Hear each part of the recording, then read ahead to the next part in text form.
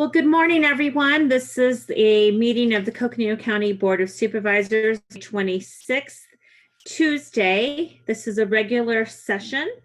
And then during today's meeting, we will also have an executive session. And the plan is to start now and go until 5 today.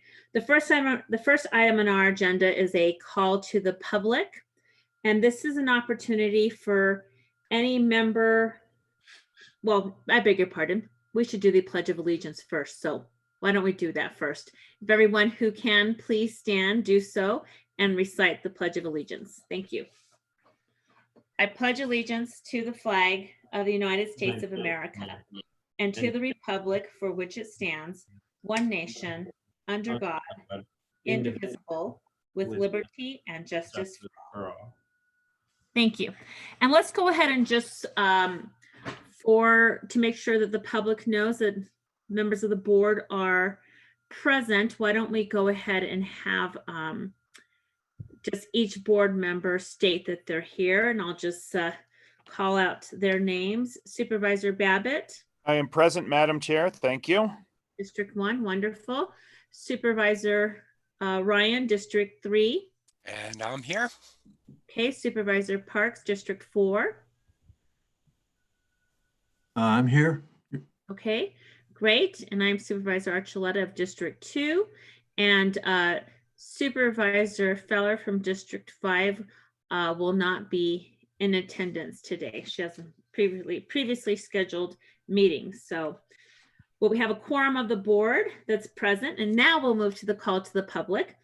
This is an opportunity for any member of the public who wishes to speak to the board about an item that is not on our agenda may do so. You have 5 minutes to do that.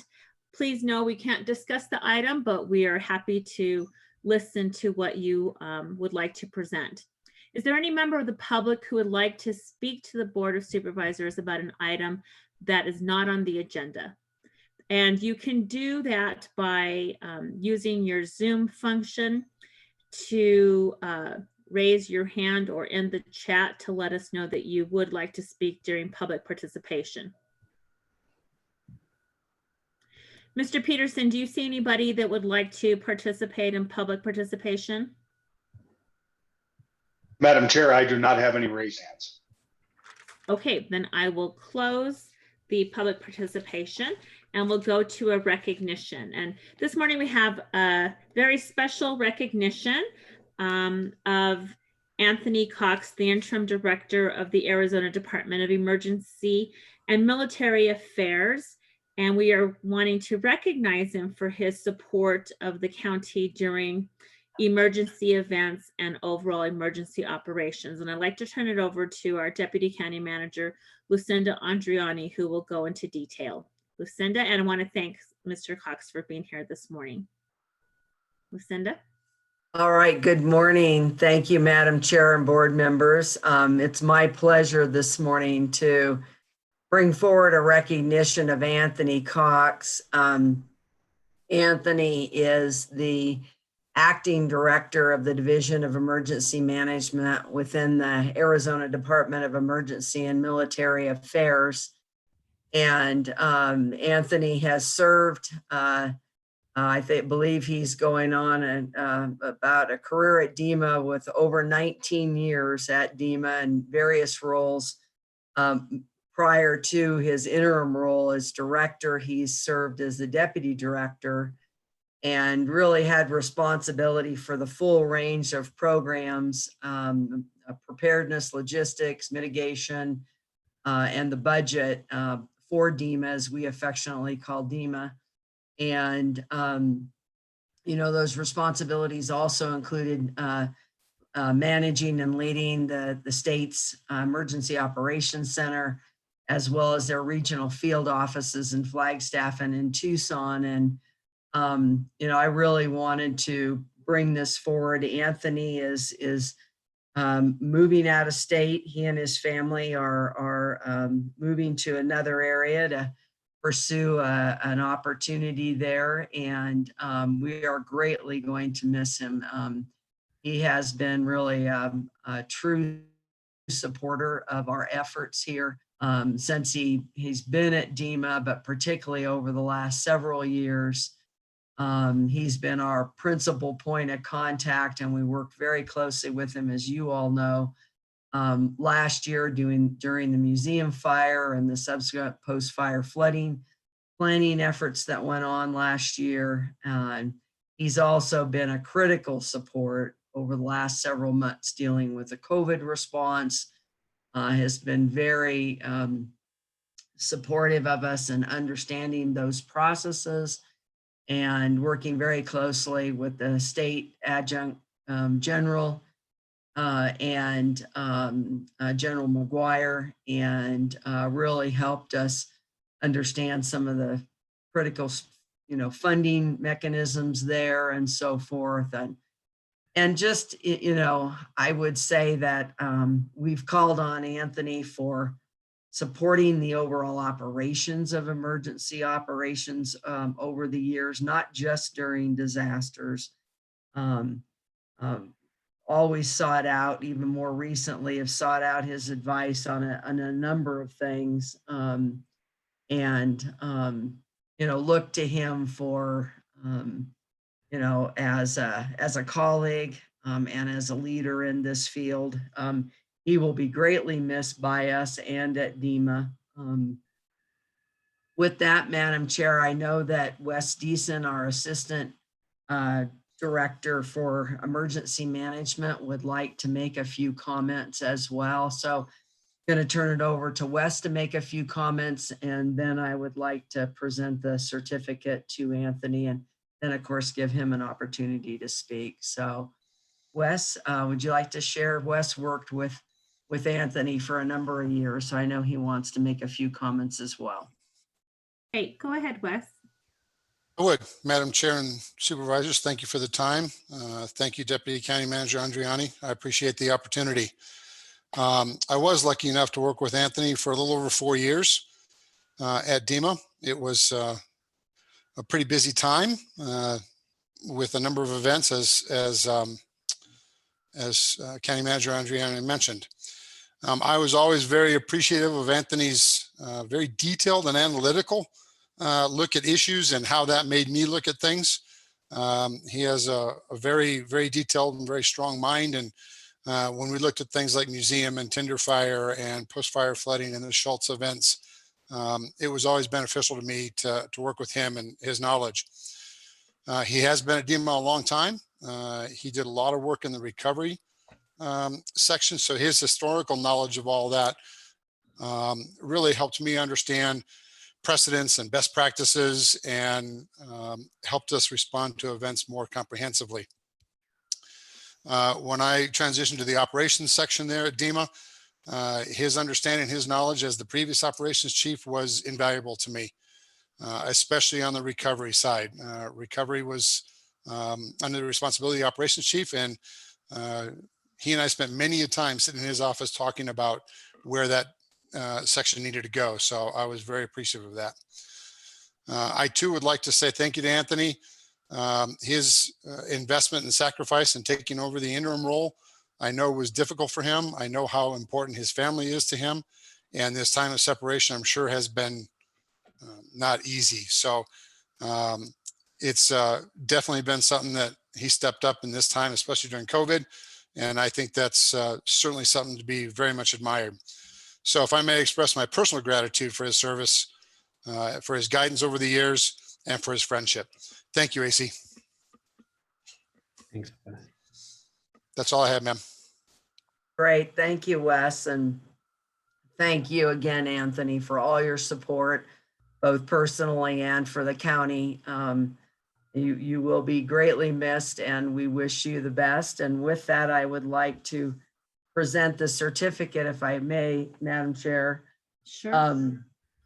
It's a certificate of recognition presented to Anthony Cox, Division of Emergency Management, Arizona Department of Emergency and Military Affairs, in appreciation for your steadfast support of Coconino County's emergency response operations, particularly during the museum fire and flood preparation efforts and during the current COVID-19 pandemic. Issued this 26th day of May 2020 by the Coconino County Board of Supervisors. Thank you. Thank you, Lucinda. And we will be sending that to you, Anthony. And I would love to turn the time over to you to see if there's anything you would like to say, any comments you would like to make before you head off to your next adventure. Madam Chairwoman, council members, Lucinda, Wes, thank you so much. It's really an honor for me to be recognized by such capable, competent, passionate, dedicated professionals to public service. I've, like you mentioned, been in public service and emergency management specifically for almost 20 years. And every one of those years, I've gained a better perspective and understanding about the proactive nature of Coconino County, how they approach, you all approach preparedness activities and what that means for timely response to constituents and resident needs, and how you try to mitigate the same as you actively recover.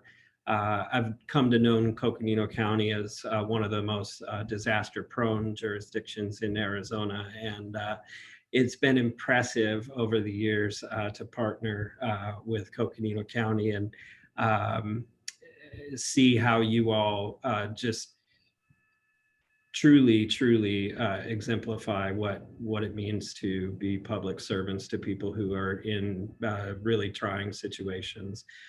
So actually the pleasure is mine, and I'm honored to be before you and just look you all in the face and say that I respect you very much. And as I go to Michigan and settle in with my new life, I will assure you that I will tell the tales of how Coconino County goes about emergency management, consequence management, and overall public service, because it really truly is something that I admire. So thank you for being a partner with me. Thank you for working through all of the difficult situations over the years. And I certainly am encouraged by your approach to COVID-19, the things that you're doing. And I have no doubt when I look from afar in Michigan that I'll see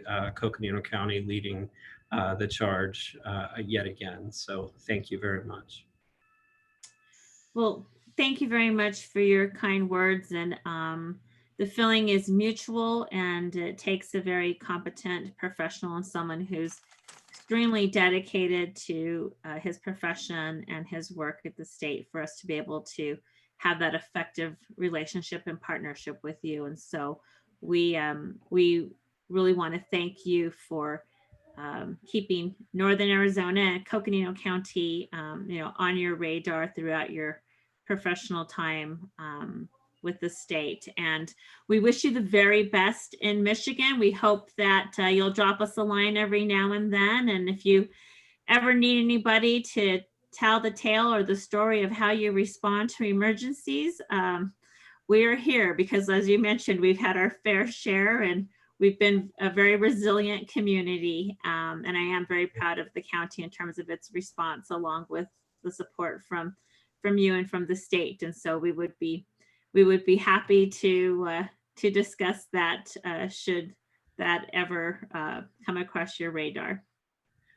Thank you very much. Yeah, in our world of incident command system structure, we do situation reports, and I'll forever look at postcards as my sit reps from Michigan. I'll send you a sit rep now and again. Excellent. That's great. Well, thank you so much, Anthony. We wish you the best. And we're so glad you were able to join us as just a small token of our gratitude for our work with you. Thanks for all you do for the public. Take care. Thank you. Take care. Thank you. Well, ladies and gentlemen, we're now going to go on to the Board of Supervisors consent agenda. This is an agenda that has several items on it. They're voted on one motion because we've either had a work session on them in the past or they're administrative in nature. unless there's a member of the board that would like to remove an item. I would like to add, I don't need to pull item number 5, but I would like to add 1,500 from District 2 to number 5. So if we need to pull that, I will do that in order to have that action. Is there any other member of the board who would like to pull an item from the consent agenda? Madam Chair, if I just want to start out the item 5 piece and paint the picture of what the vision behind that community initiatives, if I may, that'd be great. Absolutely. Any other items for separate consideration? Hearing none, is there a motion to approve the consent agenda minus item 5? So moved, Madam Chair. Is there a second? I'll second the motion, and if I can comment, Madam Chair. Of course, seconded by Supervisor. Well, first of all, the motion made by Supervisor Babbitt, seconded by Supervisor Ryan. Comment, Supervisor Ryan? Yeah, Madam Chair, just a note, if we look at item 11 and item 12, we have Health and Human Services working together with DES and Department of Housing, DHS.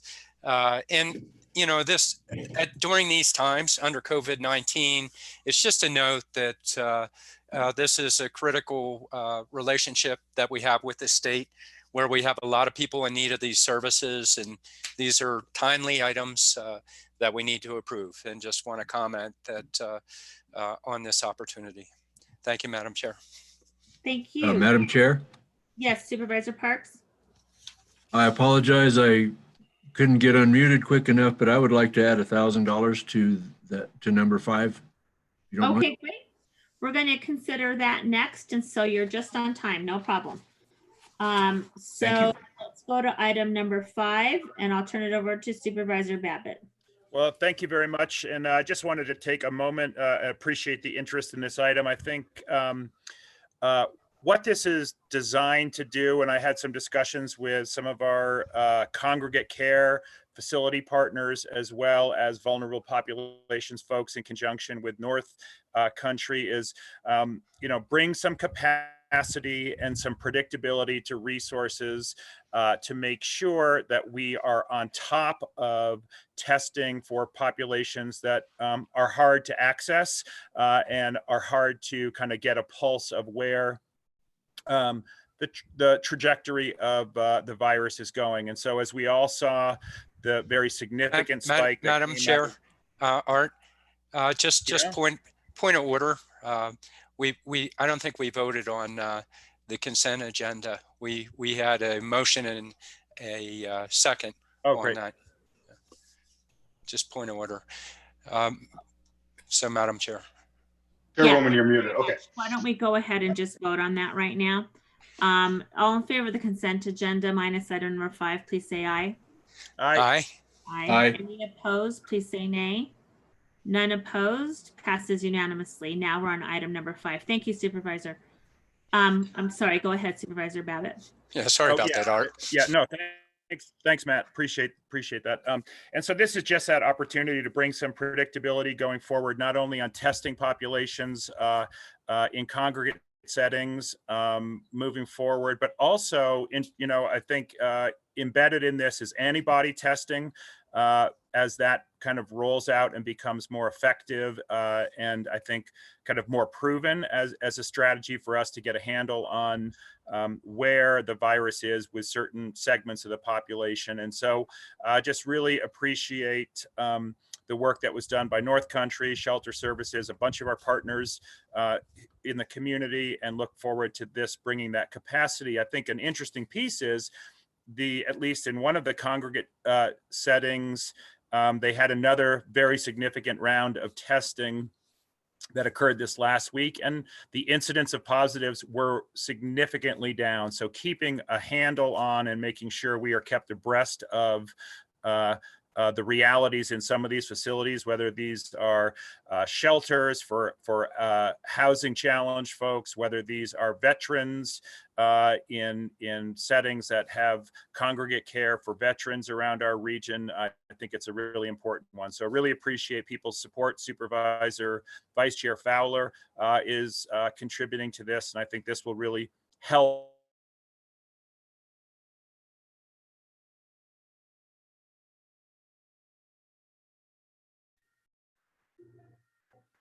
Supervisor Babbitt. In our community. Okay, thank you, Supervisor Babbitt. I do say there was a little bit of a delay, but I think we got the gist of it. Just at the very end, you had a brief delay in your sound. But thank you for that, and thank you for bringing this to the board's attention. It's a very important allocation of funding for very important service to be provided. And so I would like to add 1,500, and Supervisor Parks at this time, go ahead and repeat what you had said. Thank you, Madam Chair. Yes, I'd like to add $1,000 from my CI to this effort. Thank you. Okay, so thank you. So that would be, oh, go ahead, Supervisor Ryan. Just a point of correction, unless Art has an update. So District 3 has 2,500 in there, not District 5, unless Lena was bringing money forward, but I didn't see that in there. So I'm just double checking with Art if there was another piece happening with that. Thank you. I think I misread the District 25. You are correct. So thank you very much for that. You are correct. And so I'll have the chairwoman do the final tally on that. So thank you. It'll be $25,000 in total. And I'll read this out so that way it's clear. It's 20,000 from District 1, Supervisor Babbitt's district. District 2,500 from District 3, Supervisor Ryan's district. 1,500 from District 2, my district, and 1,000 from District 4, Supervisor Parks district. And that comes out to a total of 25,000. Okay, so Supervisor Babbitt, would you like to make the motion of approval? Thank you, Madam Chair. I move that we approve item 5, and thank you, Supervisor Ryan, for not only your donation, but the clarity on that. Thanks. Motion to approve. I'll second the motion, and I'm sorry I had to correct you twice today, Supervisor Babbitt. Get used to it. All right, we have a motion and a second. All in favor of the motion, please say aye. Aye. Aye. Any opposed, please say nay. None opposed, passes unanimously. Okay, that takes us through our Board of Supervisors consent agenda. We are now going to go to the Flood Control District Board of Directors. Is there a motion to resolve as the Board of Directors for the Flood Control District? So moved. Is there a second? Okay, been moved by Supervisor Ryan, seconded by Supervisor Babbitt. All in favor of the motion, please say aye. Aye. Aye. Any opposed, please say nay. None opposed, passes unanimously. There are 4 items on the flood control consent agenda. Would any of the directors wish to have an item considered individually? Hearing none, is there a motion to approve the flood control consent agenda? So moved, Madam Chair. Second the motion, Supervisor Ryan, or Director Ryan. Yep. Moved by Director Babbitt, seconded by Director Ryan. Any discussion? All in favor of the motion, please say aye. Aye. Aye. Any opposed, please say nay. Hearing none opposed, passes unanimously. Is there a motion to resolve as the Board of Supervisors? So moved. Second. Okay, moved by, Supervisor Parks. thank you very much. Okay, that's there's a motion. It was moved by Director. Moved by Supervisor Ryan, seconded by Supervisor Parks. All in favor of the motion, please say aye. Aye. Aye. Any opposed?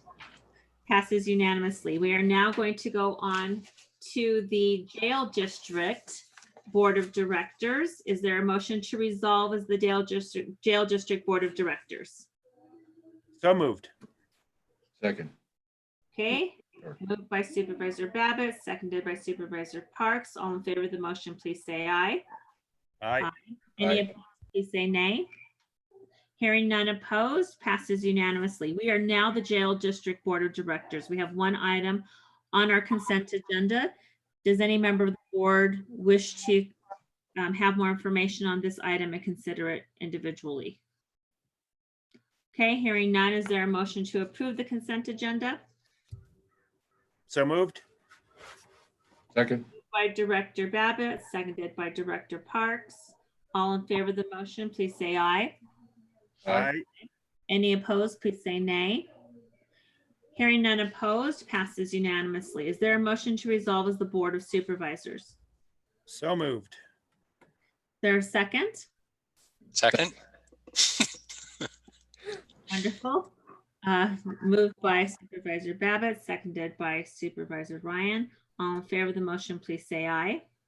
Aye. Any opposed? Aye. Please say nay. Hearing none opposed, passes unanimously. We now need to, actually, we're great. We're not resolving as any district. We are still the Board of we are now the Board of Supervisors. And we have a presentation and discussion by NAPTA, which is on the planning phase of the bus rapid transit project, studying long-term improvements in high-frequency bus service from Woodlands Village to the Flagstaff Medical Center. And I'm going to turn this over to Lucinda Andriani, who is going to open up this item. Lucinda? Good morning. Thank you, Madam Chair and members of the board.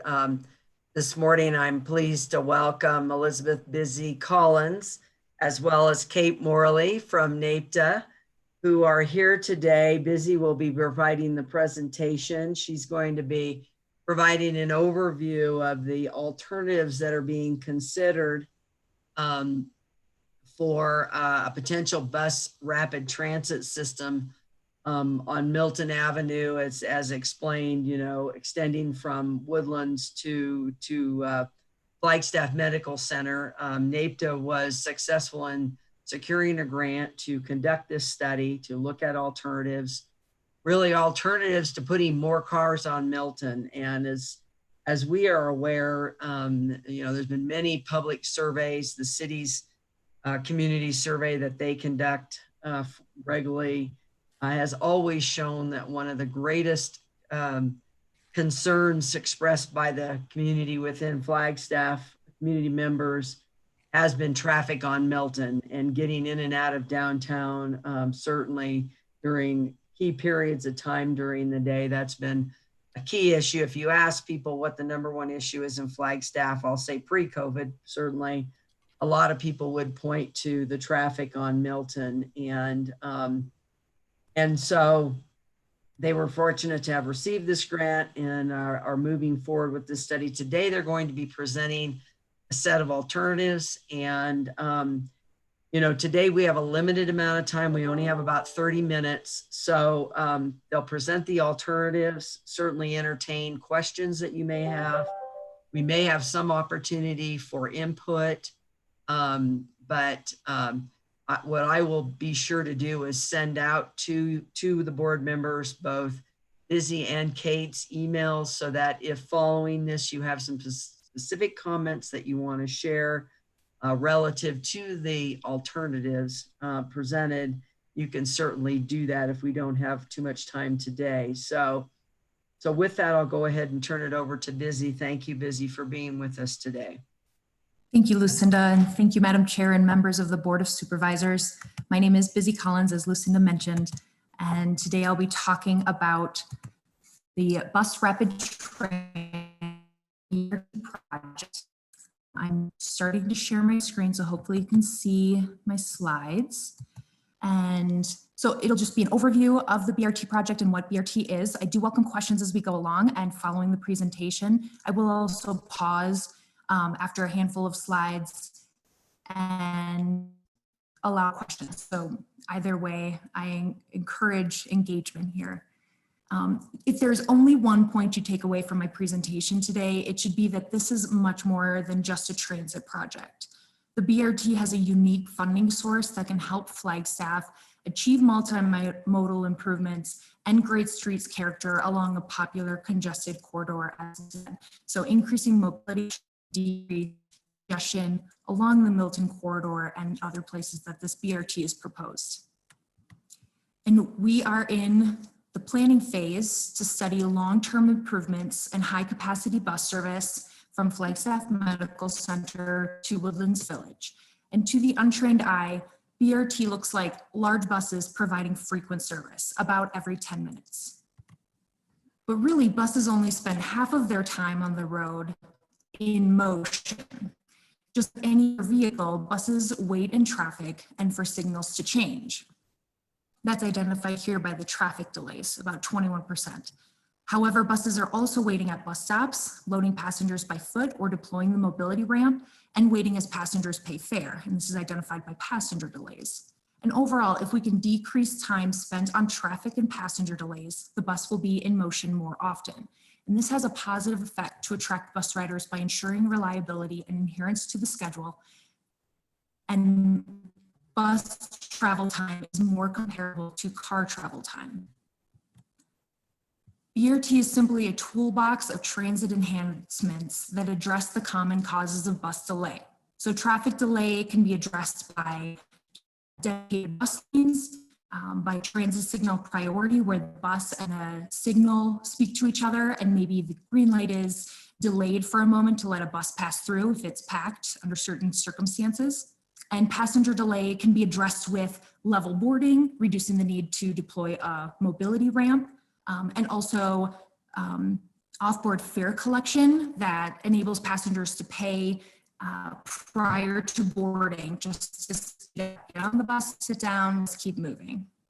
And BRT tools are only applied where appropriate, with the goal of making bus travel more competitive with car travel. And we have a BRT route in Flagstaff. Mountain Link Route 10 began in 2011. And in the first year alone, system-wide ridership increased 66%, and in subsequent years spurred economic development along the Mountain Link corridor. As we saw with Mountain Link, BRT has far benefits system riders. This is captured in the project goals listed here. And as previously mentioned, while this is a transit project, the unique funding source can help the community realize its goals of economic development, bike and pedestrian mobility, and sustainability, while also reducing congestion. And I will also note that bicycle and pedestrian facilities that feed into the BRT are eligible for funding, not just those along the corridor. So pedestrian facilities up to a half a mile that feed into the BRT are eligible for funding, and bicycle facilities up to 3 miles are eligible for funding. So really can transform a large area with mobility improvements. And I will just pause there if there's questions before I go on. Great.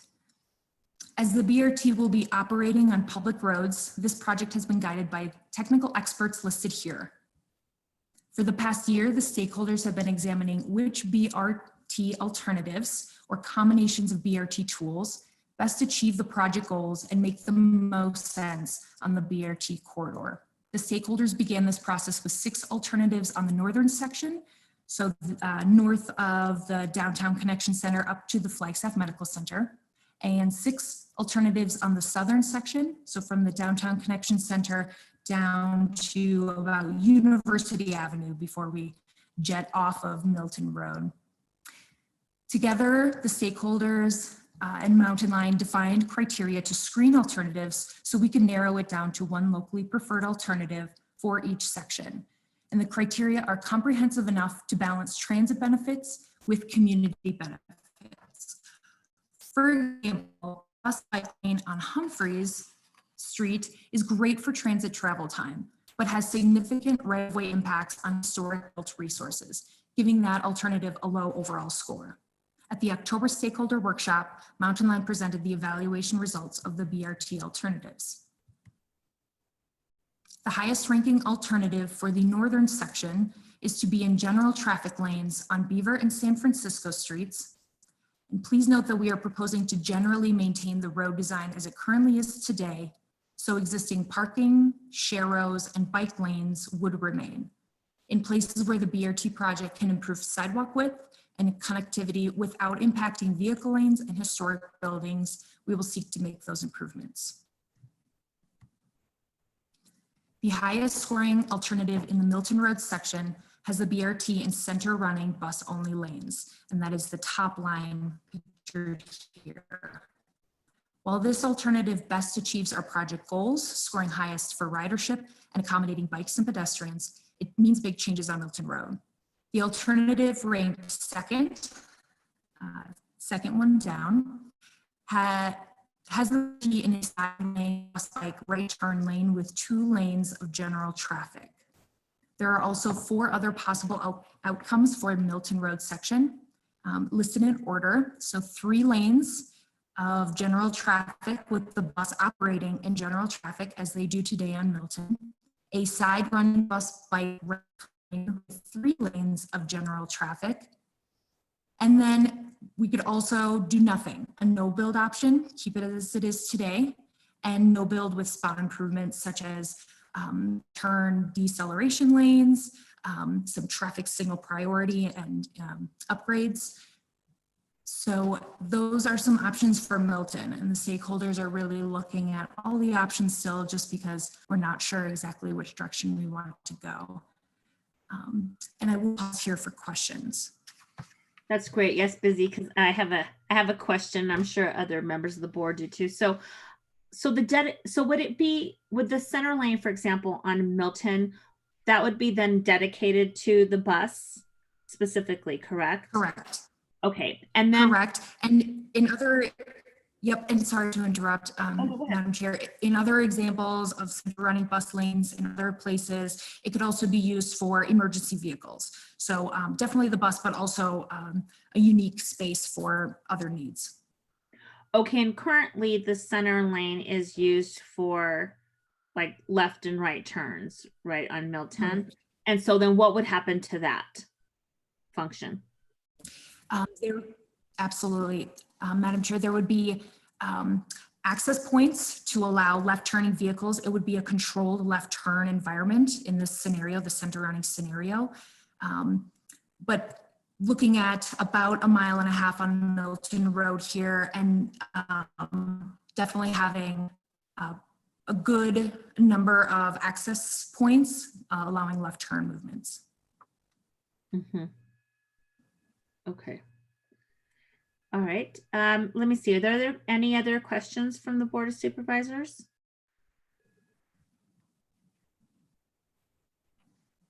Okay, not right now. So go ahead. Okay, thank you very much. The very southern portion is being completed as part of the Milltown project. So Milltown would be going through on that university portion, the new university leg going west, or rather the realignment of university, and Beulah between university and Forest Meadows. And in that portion, BRT will be in side running bus only lanes.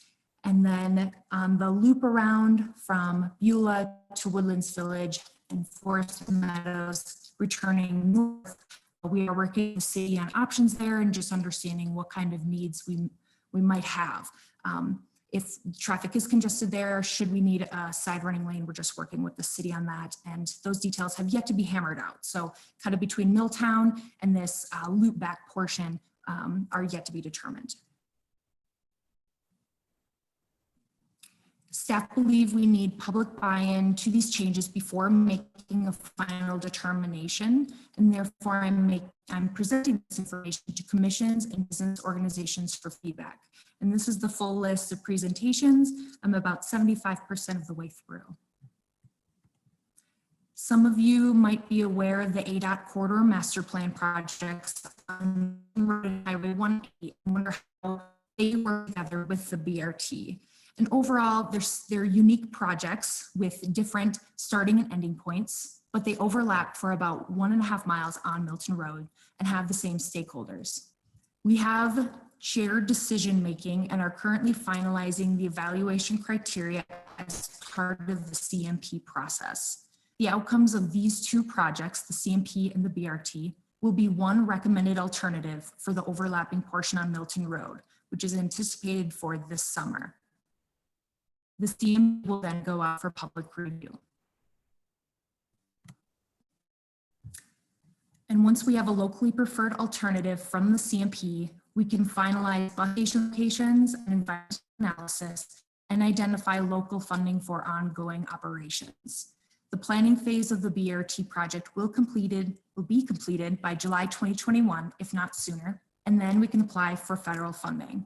And as I mentioned, the unique funding source is available through the Capital Investment Grants CIG program under the Federal Transit Administration.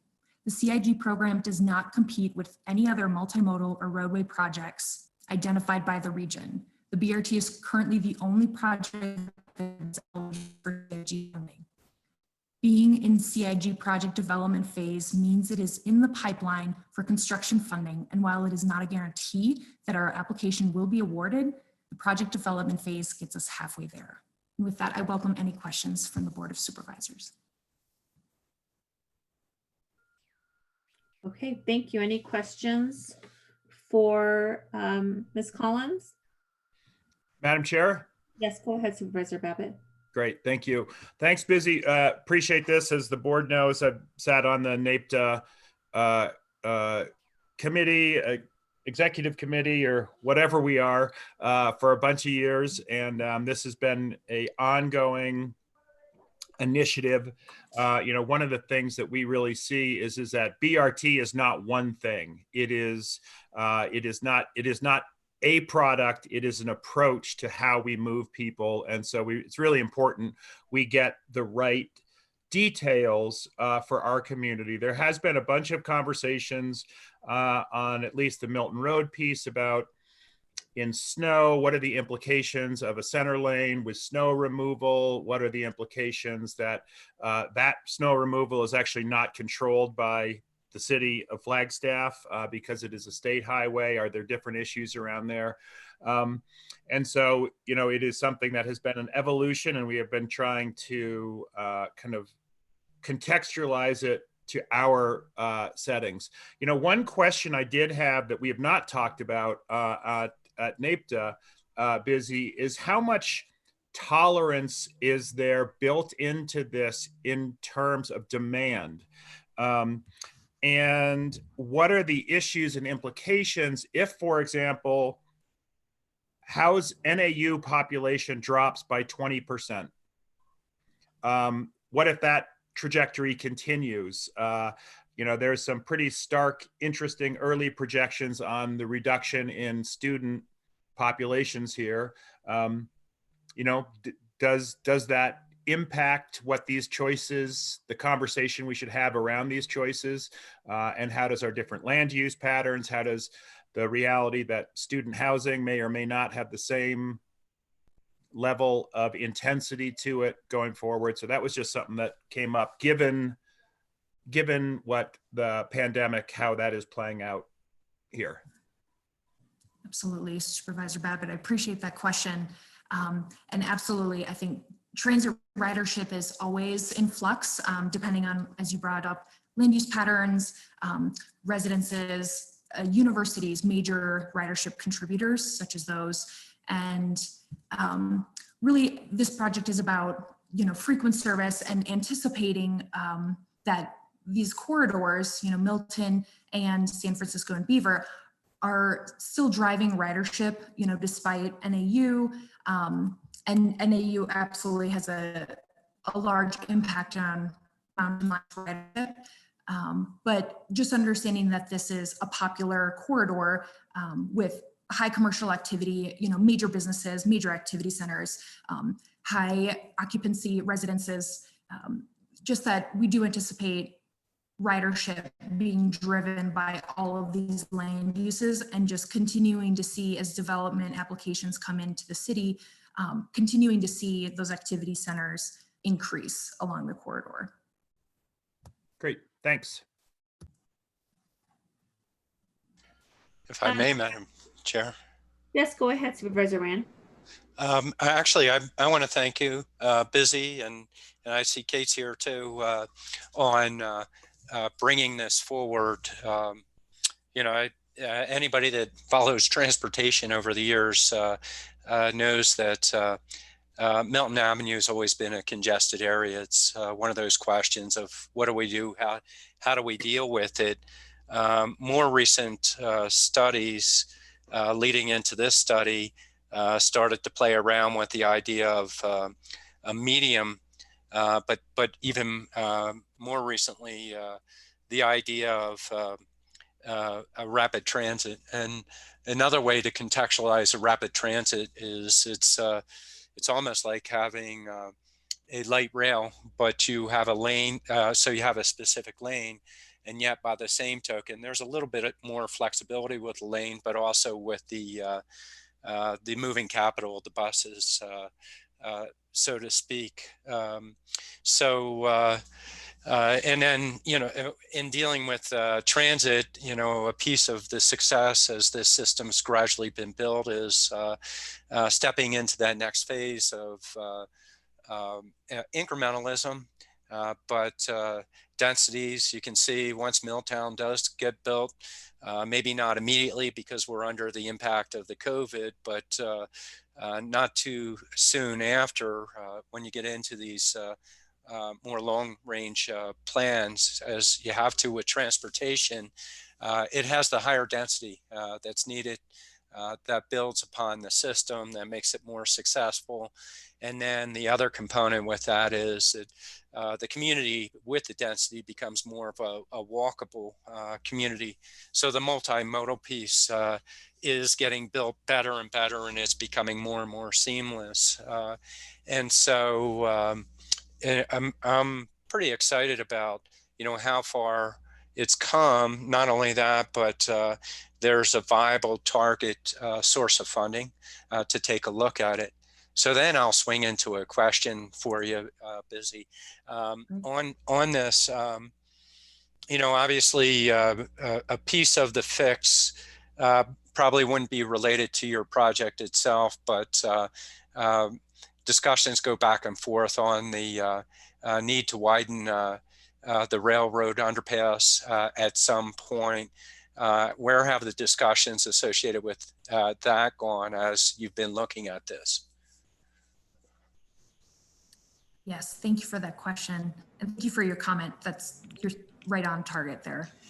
So the railroad underpass is being looked at widening for a few of these alternatives, but not all of the alternatives. And I know Kate is working very closely with BNSF on the DCC project and just understanding, future considerations for that road underpass widening. And most of our alternatives are slimming back down for that road underpass. And there is one, I believe, alternative 5, I forget, don't hold me on that, but one of the alternatives with the CMP is looking at widening the underpass as part of their analysis. But this CMP process is much more focused on the Milton congestion issue and seeing what options we have available for that. And so kind of peripherally considering the railroad underpass widening. And Kate, I don't know if you have anything to add to that, but that's what I understand. Yeah, Madam Chair, if you don't mind, I have a couple other thoughts related to the underpass. I know that this has been an ongoing discussion with Metro Plan in terms of their priorities right now, and they will be looking at it with their TAC and executive committees about what should happen with that bridge. The bridge also impacts our Downtown Connection Center project. We would like to partner with Amtrak to relocate at the Downtown Connection Center, and the replacement of that bridge would be a factor in how that is designed or if that's even possible. So, I think the idea at this stage would be really widen that bridge to accommodate whatever alternative came out with the Milton Corridor Master Plan and or BRT, but then also considering other needs such as the DCC, Amtrak's ability to stay downtown and other pieces. So Metro Plan is going to look at it, and I'd encourage people to follow that discussion as well. Thank you. Any other questions? No, I actually just to comment. No, I appreciate that, and another element that plays into it, which it would be a choice of the city at some point, but they are they're looking at low interest loans as it relates to the railroad to enhance viability of potential projects. Whether they move in that direction, that's not determined right now, but it's an area of exploration associated with that. And so, no, I just appreciate having the update. The other piece, probably just to acknowledge, is the reroute off of Milton gets away from it's pretty much commercial to the south, but not a large portion of it, and it's a walkable distance before it hops into becoming I-17. And so it makes a lot of sense, again, with going west on University and picking up the higher density housing over in the Lumberjack Hill area off of Woodlands, and then it hits that commercial complex as well. So, you know, it's pretty much fitting associated with that. The Route 10 will still remain, would be, I guess I probably should know this, but I don't. Is that, what's the forecast for Route 10? Yes, Route 10 is one of our highest ridership routes, and we are not intending to change it as part of this BRT project. However, there are other existing routes that overlap for portions on the BRT, and those are 2 and 5 and 4 and 14. And we are looking at what the system looks like with the BRT. So Route 10 will not be touched because it is quite the golden child of our routes. We do need to reduce duplication along those other routes that I mentioned, the 2, 5, 4, and 14. And we are looking at that as part of this project. All right, thank you. I see the redundancy. Thank you. Great. So I do want to open up to other questions. I just want to be mindful of our time. We have about 7 minutes left. And so let's see, Busy or Kate, did you have anything else in terms of a presentation? Otherwise, then I'll just open it up for more questions. That's it, Madam Chair. Thank you. Okay, super. Are there more questions from the board? Madam Chair? Yes, go ahead, Supervisor Babb. So just a quick, because a couple comments or questions came in, and one of them relates to the, you know, the kind of woodlands to the mall idea. And one of the challenges on making sure your investments are well spent and they're well spent to last a long time is that many communities around the country are dealing with the changing nature of commercial bricks and mortar retail operations, and probably no entity more than large standalone malls are having, you know, a different challenge of finding their way forward. And it's just one of those pieces. The world as we know it, before, you know, the first case showed up here in March, or before these new trends, is not going to be the same in terms of our land use patterns, in terms of our commercial shopping, you know, build out how our urban space is built. And so it's really important that when we talk about these investments, we have a really good long window where we have reasonable security of understanding these are going to be high demand corridors for the foreseeable future. And that was, you know, what Busy talked about on the NAU. Even if NAU enrollment drops 30%, you know, this is still going to be a pretty locked and secured commercial corridor. And that may or may not be the same case with every one of our retail spaces, and the mall as being one of those. Thank you. Yes, and thank you for that. I was going to ask, I mean, this seems like just a natural evolution of the transit system. It doesn't seem like there's any one particular point in terms of, hasn't been like a history of the bus being late. It's just an evolution of the transit system. Is that correct? Yes, correct. Mm-hmm. Great. Well, thank you. Lucinda, I'm going to turn it back over to you. I know this was an update, but I would just say if you need a letter of support at some point from the Board of Supervisors for your grant application, or for something to help move this forward. Chair Archuleta, this is Christopher Tressler. Could I ask a question? Oh, of course. Thank you. Busy, really appreciate the presentation. And I think it's partially just the way my engineering mind works. I'm trying to paint a picture of what Milton and what Beaver Street and potentially San Francisco Street would look like. And I think this gets to Supervisor or Chair Archuleta's question about, what does this look like with the lanes, and what do we lose, and how do we have to gain?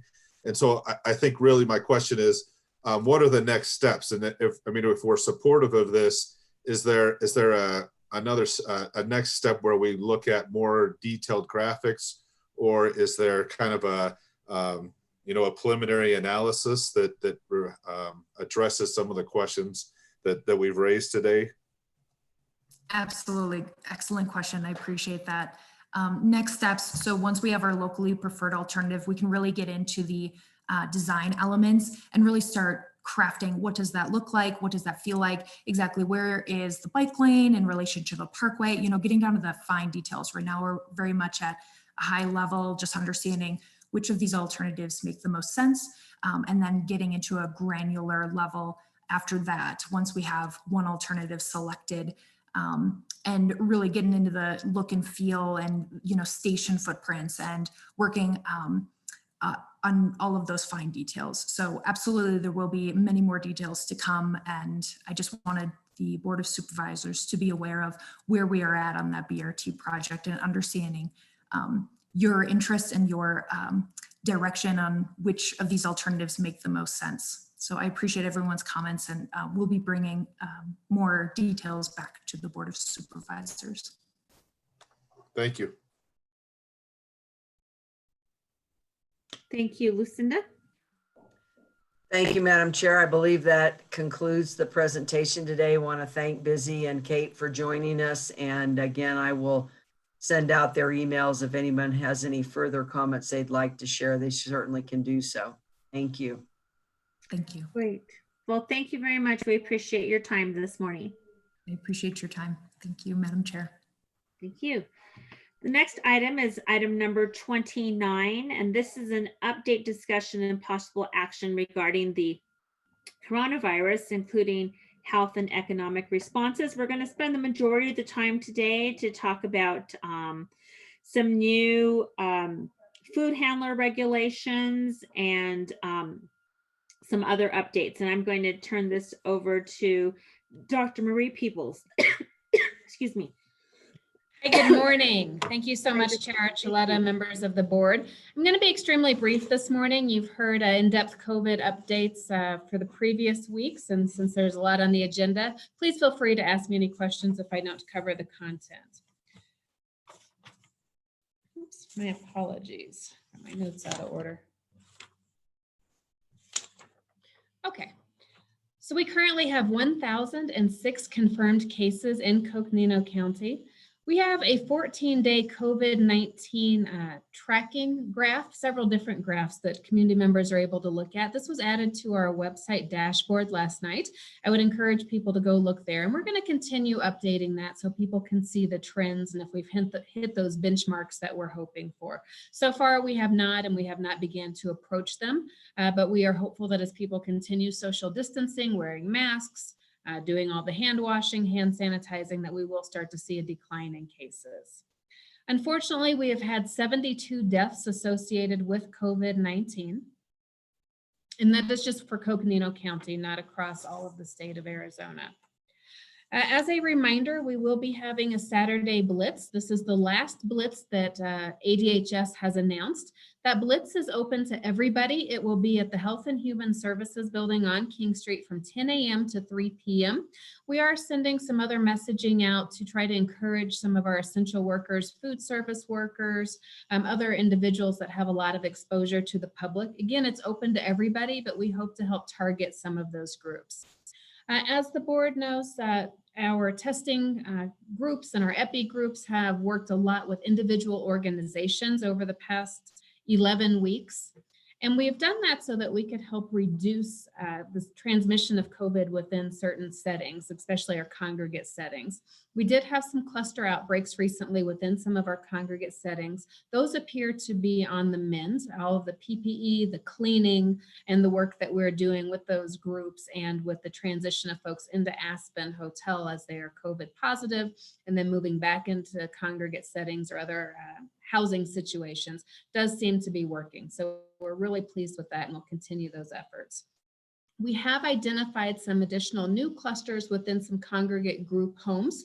And so the team is continuing to work with testing of those individuals for clients and staff. We unfortunately have found several clusters that are among clients and staff, which is not surprising because people work in close proximity. So we're assisting with education, testing, and personal protection equipment within those organizations. And I can share more of that later as we learn more from the testing outcomes. The last thing that I will note is the reentry plan. So Board of Supervisors, you each received a draft reentry plan in your email over the weekend. Really proud of this document. It has been a collaboration of many individuals. The reentry plan really is a guide map for how we will approach work in the future. And so I look forward to receiving your comments on that. In terms of approaching work, it also talks about protocols that staff and visitors to county buildings would be expected to follow. It's the staff wearing masks while in buildings and how we would handle meetings and how virtual work might continue, and that we would also expect visitors to our buildings to wear masks. And of course, we would supply the PPE for those individual buildings and for visitors as they come in. Along those reentry plans, Supervisor Archuleta, members of the board, Health and Human Services has reviewed reentry plans for all of the departments and elected offices that have submitted them. These are not absolutes and thou shalls, because each of the departments and elected offices have their own nuances and footprints of business that they handle. So the reentry plan was what the department was putting forth, and then HHS reviewed it with a checklist that was created that incorporated best practices for social distancing, as well as the Centers for Disease Control and Prevention guidelines. And so it really has helped provide a guidebook for how individual departments and elected offices can keep their staff and visitors to those offices safe. So we're really pleased to be able to share that all of those have been returned. And so that really just accompanies and complements the full reentry plan that, again, you have in draft in your email. So at this time, Supervisor Archuleta, that concludes my update. Are there any questions that I could answer? Well, thank you. Let me check with the Board of Supervisors and see if there are any questions at this time. Members of the board, do you have any questions of Dr. Peoples? Madam Chair? Supervisor Babbitt? Yeah, Dr. Peoples, so when would you anticipate if there is going to be an upsurge from the opening, is that a 10-day to 2-week window from that time period, or what do epidemiologists say is the likely time when we're going to be able to see the implications of those actions? Thank you, Supervisor Babbitt. That's an excellent question. So at least 10 days at a minimum, so 10 to 15 days. And that's because, as you guys have heard me talk about and other public health professionals, that individuals, it takes a while for them to become symptomatic. And so that 5 to 7 days for them to become symptomatic and feel bad enough that they then are tested and get those results back. So we do expect a spike, unfortunately, in our numbers. And you guys, I believe most people were here over the weekend as well, and we had a huge influx of visitors to our community. And so we are expecting to see a surge. We are continuing our Fort Tuthill specimen collection efforts. And again, we're inviting all people out to the Blitz this weekend and reminding people that according to the CDC, as many as 35% of asymptomatic people actually are COVID positive.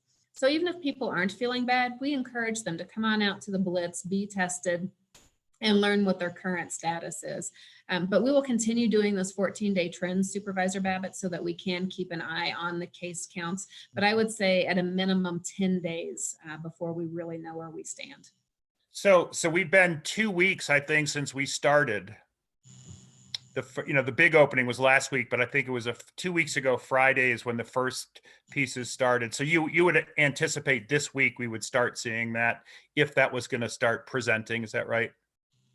Well, in terms of the state reopening, I think is what you're referencing. It's been Yeah. 2 weeks. Our local communities. Yeah. Yeah, absolutely. I think with the influx of visitors that we had this weekend, though, it provides a second demographic. But yes, this week we should start seeing some increased cases, and hopefully not. I mean, that's certainly not what I hope to see, but I would not be surprised if we see them. Okay, thank you. Yes, thank you. Other members of the board with questions at this time? And Dr. Peoples, in terms of the input from the board about the plan, do you want just board members to talk to you about that throughout the week here, or were you wanting some feedback at this particular time? So Chair Archuleta, I would defer to you and the board. I'm happy to take that feedback at another time outside of the board meeting, and I believe County Manager Jane is available and ready to have that feedback as well. Our next steps include sharing that document out today with the department directors and elected office holders as well, so they can see what that draft looks like. And then for our 9 a.m. call that we'll have tomorrow morning, to be able to have some discussion around it and to learn what others are thinking. So those are the next steps. And then I believe there'll also be some conversation with the all hands meeting on Thursday. So anytime the board could provide some feedback, I would love to have it, and we can get it incorporated in the plan. Okay, great. Well, I would just say, just in general, and I'd be happy to give specific input with you this week, but I would just say in general, a plan that is guided by our public health officials, which I know that this is very important, and that we're following the CDC guidelines, that our policies and our decisions, that they need to make sure that they're rooted in that professional health guidance and direction is really important to me. Thank you. Okay, other members of the board, should we go ahead and move on to the food handlers now, or are there any members of the board who would like to make any comments or have any other questions for Dr. Peoples? Okay, great. So I think Eric Peterson, Mr. Peterson's going to be introducing this next item, and just want to thank Dr. Guzman and Mr. Molinado for joining us this morning. But I'm going to turn it over to Eric for the official introductions. Eric? Well, thank you, Madam Chair. And as I address you, I look over my own shoulder and I see my Instapot box behind me. So it's appropriate that we're talking food handling today. I will be very brief. I want to thank Chris Pastors and Eve Walters and our county team for really picking up the baton and running with it here. When Dr. Guzman talked with the county manager and I about the potential for this partnership opportunity and what this will mean to provide a public health and educated, using our best partnerships, really seal of authenticity to our food handlers and our restaurant businesses, and really provide some assurance to those folks who want to dine in and be part of our community. Of course, this weekend I saw it. I saw the restaurants starting to swell, even in their capacity, diminished capacity. And so it is a really important thing. So I will end there and simply say thank you to our team at the county for their work. They're going to take you through this presentation, but I really think this is an effort that the county can stand up along with our partners and be very proud of as we go into implementation. Thank you. Thank you.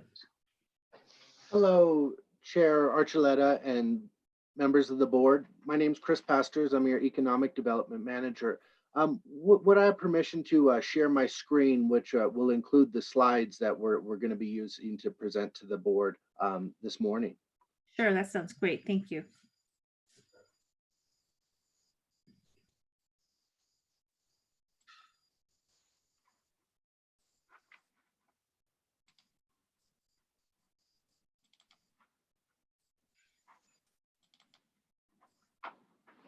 All right. I'm assuming everyone can see and hear us. Is that correct? You can see the screen that I'm sharing, the Board of Supervisors meeting with the Enhanced Food Handler certification. I can hear you. I can't see your screen, but I think that everybody else can. I just lost it very briefly, but Yeah, I have it. you We can have see it? your Okay, screen. great. So you're all good. Okay, great. Thank you. Well, today I'm gonna keep my introduction very brief as well. But it's my pleasure to introduce a little bit of economic development context, as well as the interdisciplinary professional team that has been working on this for the last month and a half. So you're going to hear from Eve Walters, the division manager at Coconino County Health and Human Services, and she'll be introducing our partners at the Northern Arizona University, Dr. Joseph Guzman and Mark Molinaro. So you're going to hear from all of us in turn. But one of the things that I'd like to do in order to bring us together is the county and NAU have been in this for probably about 10 weeks now, working tightly in terms of understanding what the impacts of COVID-19 are in our community. So we've been holding weekly webinars. One out of that weekly webinar has come a business leaders survey that's going out approximately every 3 weeks. And that business leaders survey is for Coconino County business owners and Sedona business owners. And basically what it's doing is it's giving us and our municipal partners, including Page, Williams, and Flagstaff, the ability to see what is happening at a mini level to our businesses in our towns and then also in our community. So that survey is an ongoing survey. The results were just finalized last Thursday. And we're going to share a little bit of those results to give us some context, some economic context. The second piece that NAU and the county have been working to is this enhanced food handler certificate. And so I'll save that part for my professional counterparts. Now, as far as the link for the economic impact survey or the business leader survey, I've got the link up here on the screen for those who are viewing this. This is open to the public, so the public can go and look and see what the impacts of COVID-19 look like for their city or for their Coconino County. So that is the link there for folks to check out. There's some. This is probably the most crucial slide that I've extracted from the survey, and really what we're looking at here is in terms of the severity of impact and job loss or furloughing for employees across the county. Above and beyond every other industry sector is the restaurants and the food suppliers. And you can see here with the highlighted section that what we're looking at for in terms of laid off workers or those folks that have lost their jobs as a result of COVID-19, those working in this industry are above and beyond any other, and frankly, the multiples of the rest combined. So what we're looking at here is the number one industry sector that was impacted the most negatively, but also is going to be our best sector to follow to see how well we're recovering from COVID-19.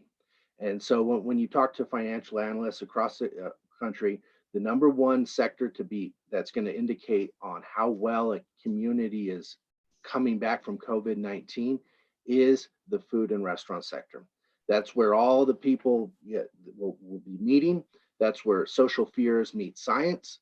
That's where social stigmas meet the need to commune and to eat. So I think that when we're looking at this sector, it's not only important because it's been mostly impacted by COVID, but also because it is going to be our lead indicator for seeing how quickly or not quickly we recover from the impacts of COVID-19 as a community. So I want to turn it over to Eve Walters, Division Manager for Health and Human Services, who's going to take us through the next portions of our food handling certification. I'll turn off my video, but I'll continue to change the slides as we progress through. So Eve, over to you. Good morning, everyone, and Chairwoman Archuleta, members of the board. Thank you for having us. Currently, Health and Human Services, along with NAU, have been partners for a very long time. And I think in general, NAU has been a wonderful partner for the county, far beyond the 10 months that Chris has been working with Dr. Guzman and Mark Molinaro. But Chris reached out to me a couple of weeks ago and said, how can we support our restaurant industry in coming back from COVID-19 in a way that builds customer confidence? When they're going to a restaurant, they feel good about eating there. And in a kind of a cheeky way, I said, well, if we could put them all in chef's coats and make them look really clean, that would build customer confidence, because as people, we are very visual. And when we see something that looks clean and sharp, we tend to have more confidence in it. And though that's likely not possible that we can hand out chef's coats to all of our restaurants and make them look visually and aesthetically pleasing in that way, how could we not only provide them with a visual marker that customers can identify and say, this is a safe place for me to eat, but also on the backside, make sure that the information that restaurants are operating under has enhanced and very COVID aware policies and procedures in place to operate in this new kind of a world. And even when we move out of the COVID world, these principles will be important to continue practicing in any case. So we started looking at programs that we already have in existence, and currently NAU offers through their website the food handler certification. Individuals can go there, do their testing, receive materials to get their food handler certification. So we looked at using that tool and really enhancing it. It already exists, it's easy to build upon, and be able to offer something that in different categories really will support the restaurant industry in enhancing their internal practices to keep their staff safe, but also the customers coming in the door to provide them with greater health and safety. So we've been working on this, and I will let Dr. Guzman and Mark Molinaro review that further and what we've done, but we've come up with a product that, without an additional cost to the restaurant industry, they will be able to offer their staff this enhanced learning opportunity, which will come in bite-sized packages. So as we learn more about COVID-19, as things change, we can update that information. People can re-access the information, sort of bump up their knowledge base. And then once that whole, all of the staff in that restaurant have gotten that enhanced knowledge, then they can display it in a very visual way for the customer to recognize, oh, this is a COVID aware business. They've taken additional steps to keep myself safe, their staff safe. So I'm not going to take much time to discuss that further, but I would like to turn it over to Dr. Joseph Guzman, who is the Director of the Economic Policy Institute at NAU, and then also Mark Molinaro, who is the restaurant management. Great. Well, thank you. Welcome, Dr. Guzman. Thank you, Madam Chair and members of the board. It's our pleasure to address you this morning. And we saw a wonderful picture of Mark Molinaro there in his chef suit in the prior slide. And there's a wonderful picture of me here, because that's about as good as I'm going to do. But we can get the next slide up. So we, as Chris and Eve pointed out, we began this effort to expand and create a stackable training module that we could add to our existing to our existing food handler requirements. And so just by way of background, and I'll explain also our objective and methodology. So we've been doing, as you all know, work in partnership with Coconino County on multiple policy issues. And these are just two of them, the two that Chris and Eric mentioned, and that is this food handlers augmentation, and also, of course, the business leaders sentiment survey. But we formed this team with the county folks, and also with probably the best person from the School of Hotel and Restaurant Management to assist us, and that is Senior Chef Mark Molinaro. He's very well qualified.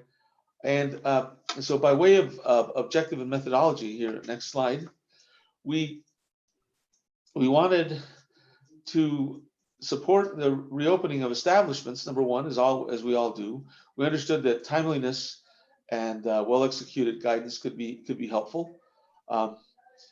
We realized that effective standards are not only going to help prevent individual outbreaks, but they'll support the whole county and all the restaurant business in the county.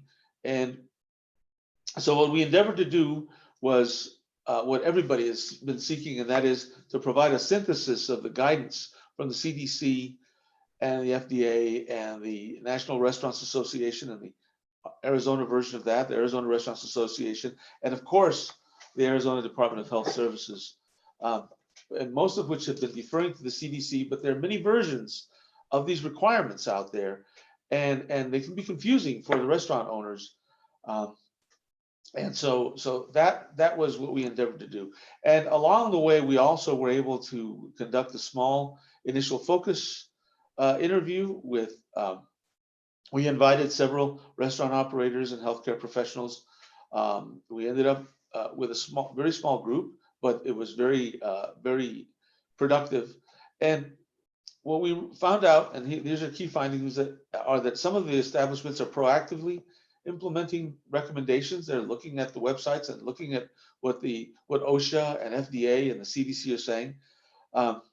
And we realize that there's a high value to this approach of synthesizing and simplifying the requirements. Also, one of the things that came out of the focus group is that masks may not always be advisable. Some people are having difficulty breathing with masks. Face shields could also be used in certain situations. And there was also a suggestion of increased attention to customer contact areas, even if they're non-food, and upgrading our chemicals, and also air filtration and airflow systems, basically our ventilation systems. And then timeliness is one of the other thing that came up. So that's our approach. That's the background. And let me hand off the remainder of our time to Mark Molinaro, who will explain the additional questions or categories of questions that we are suggesting adding to the food handler certification. Chef Molinaro.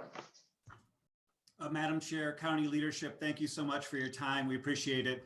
It's been a true pleasure to work with Dr. Guzman and Chris and Eve over the last several weeks to get something out to the chef community, the food and restaurant business community.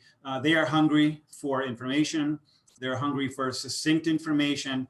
And so we're kind of sifting through all the databases and organizations that are involved with this.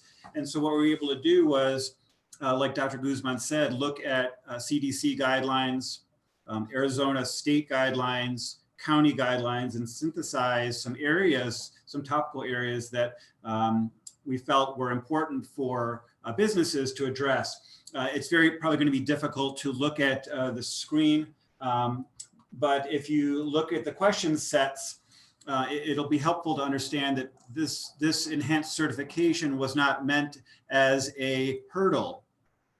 It was meant as a help and a resource for businesses to be able to create habits and processes that'll make the businesses safe, not only for guests, but also for their employees, which is going to be very important. So if we look at the topical areas, we have one section of questions that addresses general topical areas such as health checks. How are we going to manage health checks for employees and to ensure that people coming into the establishment are healthy? How are we going to prevent the spread of the virus once we're there? So that's kind of the general area questions. I'm not going to read through all the questions specifically, but just give you the topical overview. The next section is about guest safety, which is key, I think, in most business owners' minds.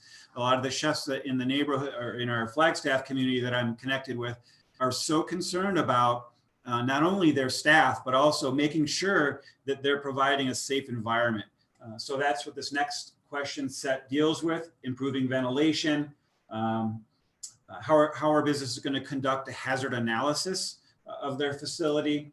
How are they going to monitor and measure cleaning practices of counters, whether it's food contact services or not?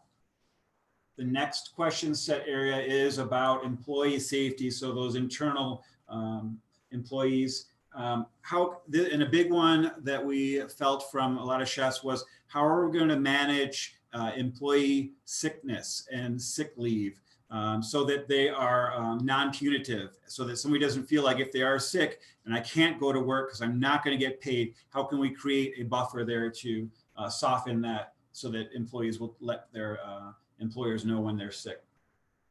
And next critical area is sanitation. So some of the questions are very specific in terms of what % alcohol should I use in my sanitation products? How often should I clean and sanitize my tables and menus? Which guidelines should I follow? And here was a very big point that I think we need to consider. There's so much information coming out. We have so much updates daily, and fast science is bad science. So trying to look at what are some established things we can rely on, and like Eve said, packets that are going to be updatable and refreshed as we learn more. That's going to be an important piece of this. And then the last one is really about social distancing and ways to control that in the establishment. Should we be wearing face masks in the kitchen? We had some instances where, what if an employee has to read lips? How are we going to taste food? What if someone's asthmatic? So we're trying to address a lot of potential OSHA issues as well in terms of safety. And Dr. Guzman mentioned the face shield. We're trying to develop here at NAU the safe kitchen of the future that'll be able to print out masks. So we're going to be trying to look at that and grow that as well. So that's the general kind of overview of this enhanced certification, what it entails, how we're going to administer it and update it as we go. So thank you for your time. Thank you for your time, and thank you for helping to advise and provide input to what is a very exciting program in this enhanced certification. Eve? Are there back over to Dr. Guzman. Thank you, Madam Chair. So, as was mentioned more than once, this is not the last attempt at putting together the best possible food handler certification, but it's the first attempt at augmenting it and adapting it to the current environment and to the present set of recommendations, which are changing almost daily. They're hopefully being refined, but we're doing our best to synthesize them and make them compact, understandable, and implementable. And that was the main purpose behind our focus group, implementable by those who will be using them to the greatest effect. So we are happy to adapt these. We will provide it if and when it is approved by the board. We will provide it as an augmentation to the existing food handlers requirement. And so the idea would be that if they already have the food handler certificate, they would have a certain amount of time, grace period, to go online and check in and use their old certification and log in again and take the augmentation. Anybody that would be getting a food handler certificate for the first time would take both packets together. And so it's our hope that it'll support confidence in one of our most important economic sectors here in the city and in the county. Well, let me open it up to questions, if that's okay. Of course. All right, wonderful. So I'll go ahead and start. And so just to, in terms of buffets or any recommendations for like sneeze guards or enhancing the physical space of a restaurant, I wanted to know, is there anything of that type in the guidance? And especially with buffets, you know, the utensils that serve the buffet being handled multiple times. I mean, can you just give me some idea? There's been a lot of you know, a lot of news and a lot of discussion about buffets and just common things, salt shakers, things that people tend to handle quite a bit. Is there some guidance in the certification around that? Okay, I'll make a quick comment about that and then pass it to Chef Molinaro. So we've seen, especially with the national chains, is that they're cutting out a lot of things that involve more private contact with food sources, like the buffets, the beverage dispensers, and so forth. So they're putting that behind the counter again. We didn't address that directly, but let me pass it to Chef Molinaro because he will have something to say about the CDC recommendations and the other recommendations out there on that topic. Okay, thank you. Thank you, Madam Chair. That's an excellent question. And buffets, I think if we look at all the literature that's coming out now from the CDC and the National Restaurant Association, buffets and other industries, buffets are kind of taking a back seat currently while this pandemic is going on. And I think we're seeing a lot of individual packets of salt, of pepper, of ketchup, those types of things. We're seeing individualized.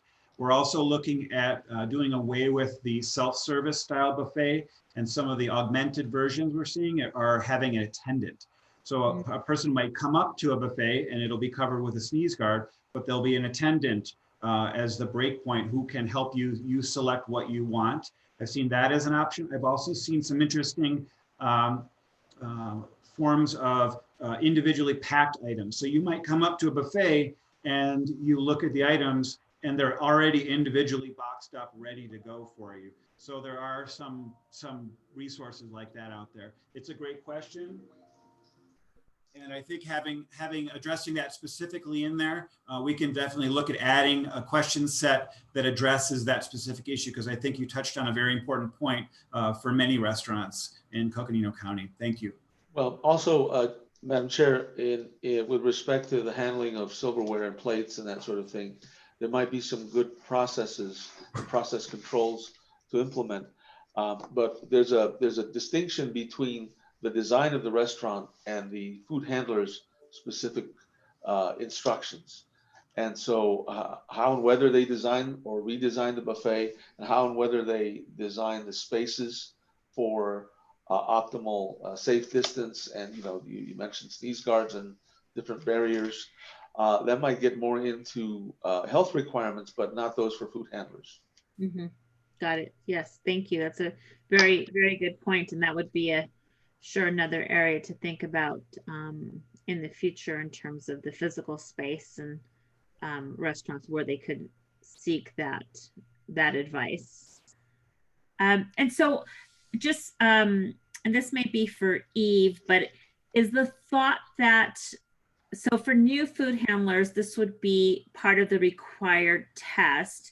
For people who hold existing food handlers, then theirs could be augmented, but it's not a requirement. It's an option, but if you don't do it, then you don't get the sticker, correct? Right. So it is an option. And it would be discussed with our restaurant industry and that whole community, that if they would like to have that seal of approval, so to speak, attached to their business, that then they would encourage all of their employees to get back online. If they already have their food handler certificates, that they could do this enhanced addition to it. It's not going to cost them more to do that. For new ones, yes, they could do their original food handler card, and then I guess they could still have the option to do it or not do it. I think it would be encouraged that they're certainly doing the enhanced version, especially with everything that is going on in the world right now. But if their place of business is not requiring that of their employees, they wouldn't have to do it. So it's a win-win to do it. It's not going to cost anyone more to get it. It just brings added value to the business. And it's more just making the time and finding the time to get on there and get those extra credentials at this point. Sure. Is that That does, and I think just food for thought. I guess I'd be interested in knowing why it would not be required and why it's optional for the folks that would go back and who have existing food handlers certifications and then just going back and doing this. It's not going to cost anything, but why would we not require this? I mean, it is the most pressing health issue in our nation and in Coconino County. So I'm just curious about that. And I think it's certainly something that could be discussed. Absolutely. Many of the things right now that are coming out of, or the requests that are coming to the health district, we can make recommendations, but we can't necessarily enforce those things. Now, food handlers is a requirement within our food handling, within our codes. So we certainly could enforce that requirement. And we are coming up on needing to bring the food code forward to the board within the year anyway, because a new food code is going to be adopted by the state. We're anticipating in June sometime. So that certainly would be a time to circle back on that. As I said, we do require food handlers and food managers in each of our restaurant establishments. Whether we need to expand the definition of that to make that enforceable, I'm not sure, or if just saying you must have a food handler is enough to enforce it. So those are certainly things that we could discuss and figure out the best course to either making it a requirement versus a recommendation. Mm-hmm. Well, thank you. Let me open this up to the rest of the board. Supervisor Parks? Yes, ma'am. Thank you, Madam Chair. I was just wondering, I assume that, getting back to the buffet question, I assume that salad bars and things of those sorts would be fairly well regulated as well, correct?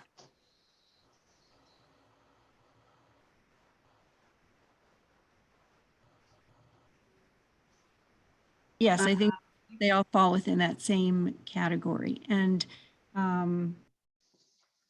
like anything, when we're rolling something new out, there's a period of time that enforcement versus recommendation, they have to overlap for a period of time so that we can get everyone the right information they need to do the right thing.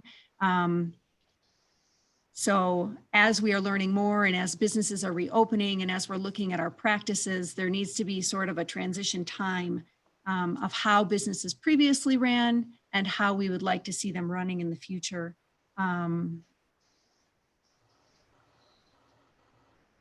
And working with those businesses on the education piece on the backside will be hugely important. Giving them suggestions as well of how things could look different will be important.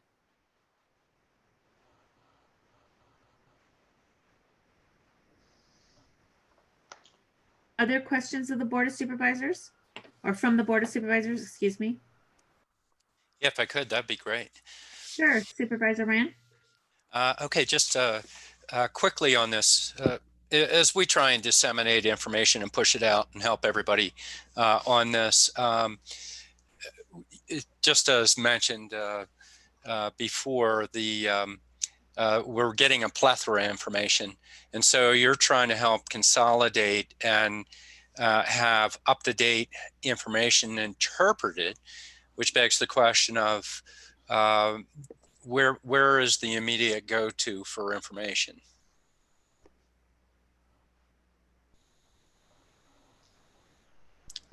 The Coconino County website has some amazing resources that people who are willing and have the time to be able to filter through the information there, it's always available for folks. We are talking about, in addition to this enhanced food handler card, creating a series of videos with information that might be more digestible for folks, that they could watch the video, get basic information about COVID-19 and how it plays out in different sectors, business sectors, with FAQs attached to that.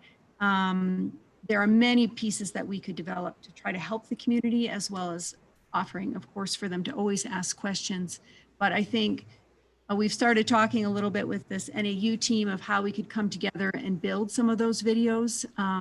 There's a lot of enthusiasm at NAU and a lot of energy. And I think if we can work together to produce something that would help our community, that might be one of the ways that information could be disseminated and for folks to get it. Right now they can read it, but with people's time and energy and focuses being pulled in all different directions, sometimes sitting down and actually reading through information can be difficult. So there are some other ways we're looking at trying to get that information out in a digestible format.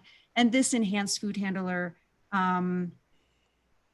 access to this enhanced food handler questions is one of those means that they can get a really succinct snapshot of some highly important areas, and then we will keep building on that.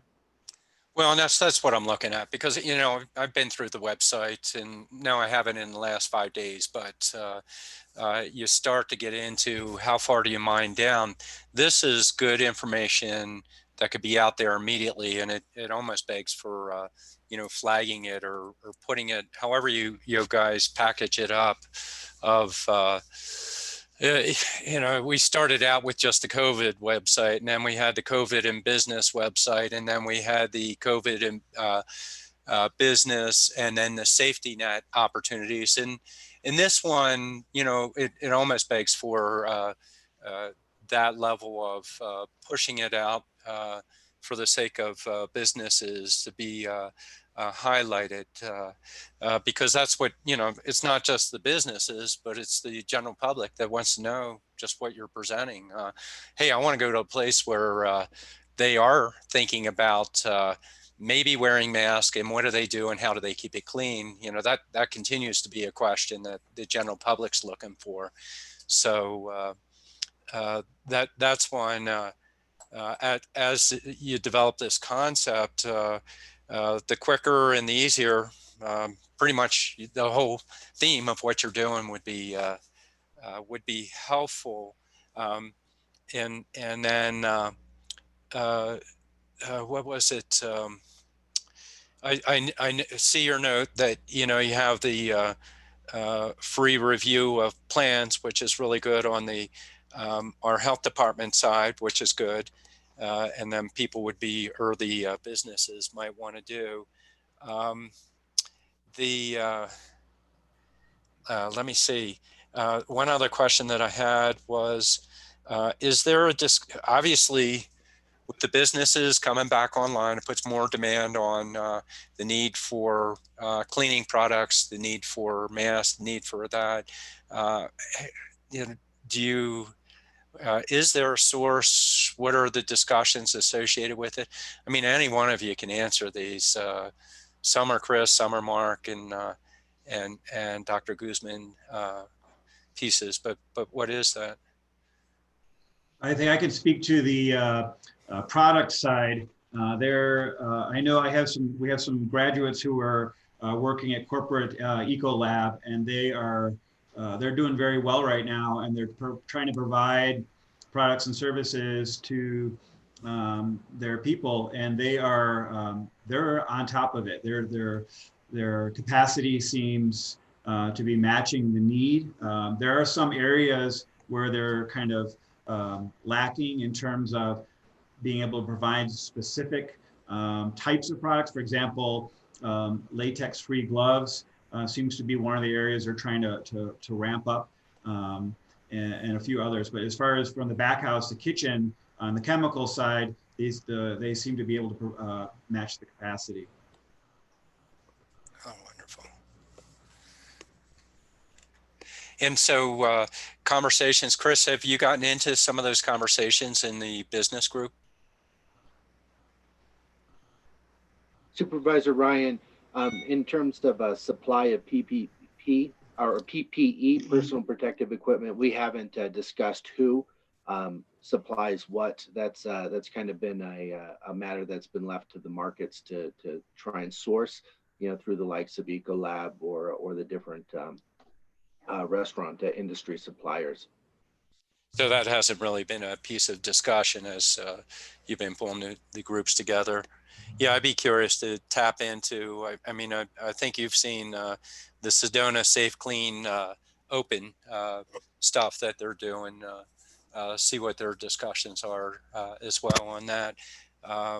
But, helping everybody help each other, that's the desire here. And I appreciate this presentation and what it is, and see what it can be also, and especially as we're getting impacted by everybody's curious and they want to know now, but they want to know quick, so it's a great idea. I really appreciate everybody coming together on this. I could probably hang us up on all kinds of questions for a lot more, but I should give opportunity to everybody else and watch the time as well. Thank you. Thank you, Supervisor Ryan. Any other questions from the board?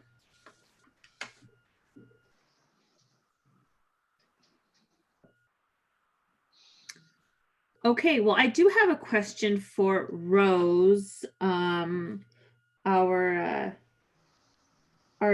county attorney. And so, Rose, if you're on, which I know that you are, but if you just want to make sure that you're ready to unmute for just a minute. I had a question for you. So I'm still stuck a little bit on the requirement to take this versus the option to take it. And so, I mean, I do think that this will it'll all work out, because hopefully it'll be a matter of demand and people being selective in terms of going to restaurants that would have this additional certification. But I guess I'm just trying to understand whether we would be able to require this, or are we not able to because it's not part of our current food code? Can you just help me clarify that? Thank you, Chair Archuleta. You essentially have it right. The board could require it, but it would have to do so through amending the food code. So it would have to go through that process. And I believe since the food code is an ordinance, then that would require, the notice and public hearing and publishing and all of the requirements that come with amending or enacting a new ordinance. So it's certainly something the board has the authority to do, but would have to go through it through the process with revising the food code. And that could happen now, or it could happen, as Eve indicated, when the board takes up the sort of full review of the entirety of the food code. Mm-hmm. Thank you very much. Certainly. And let's see, in terms of our timeline of looking at the entirety of our food code, when would we be doing that? And maybe that's a question for either Dr. Peoples or for County Manager Jimmy Jane. When do we have that? When are we looking at that, the timeline?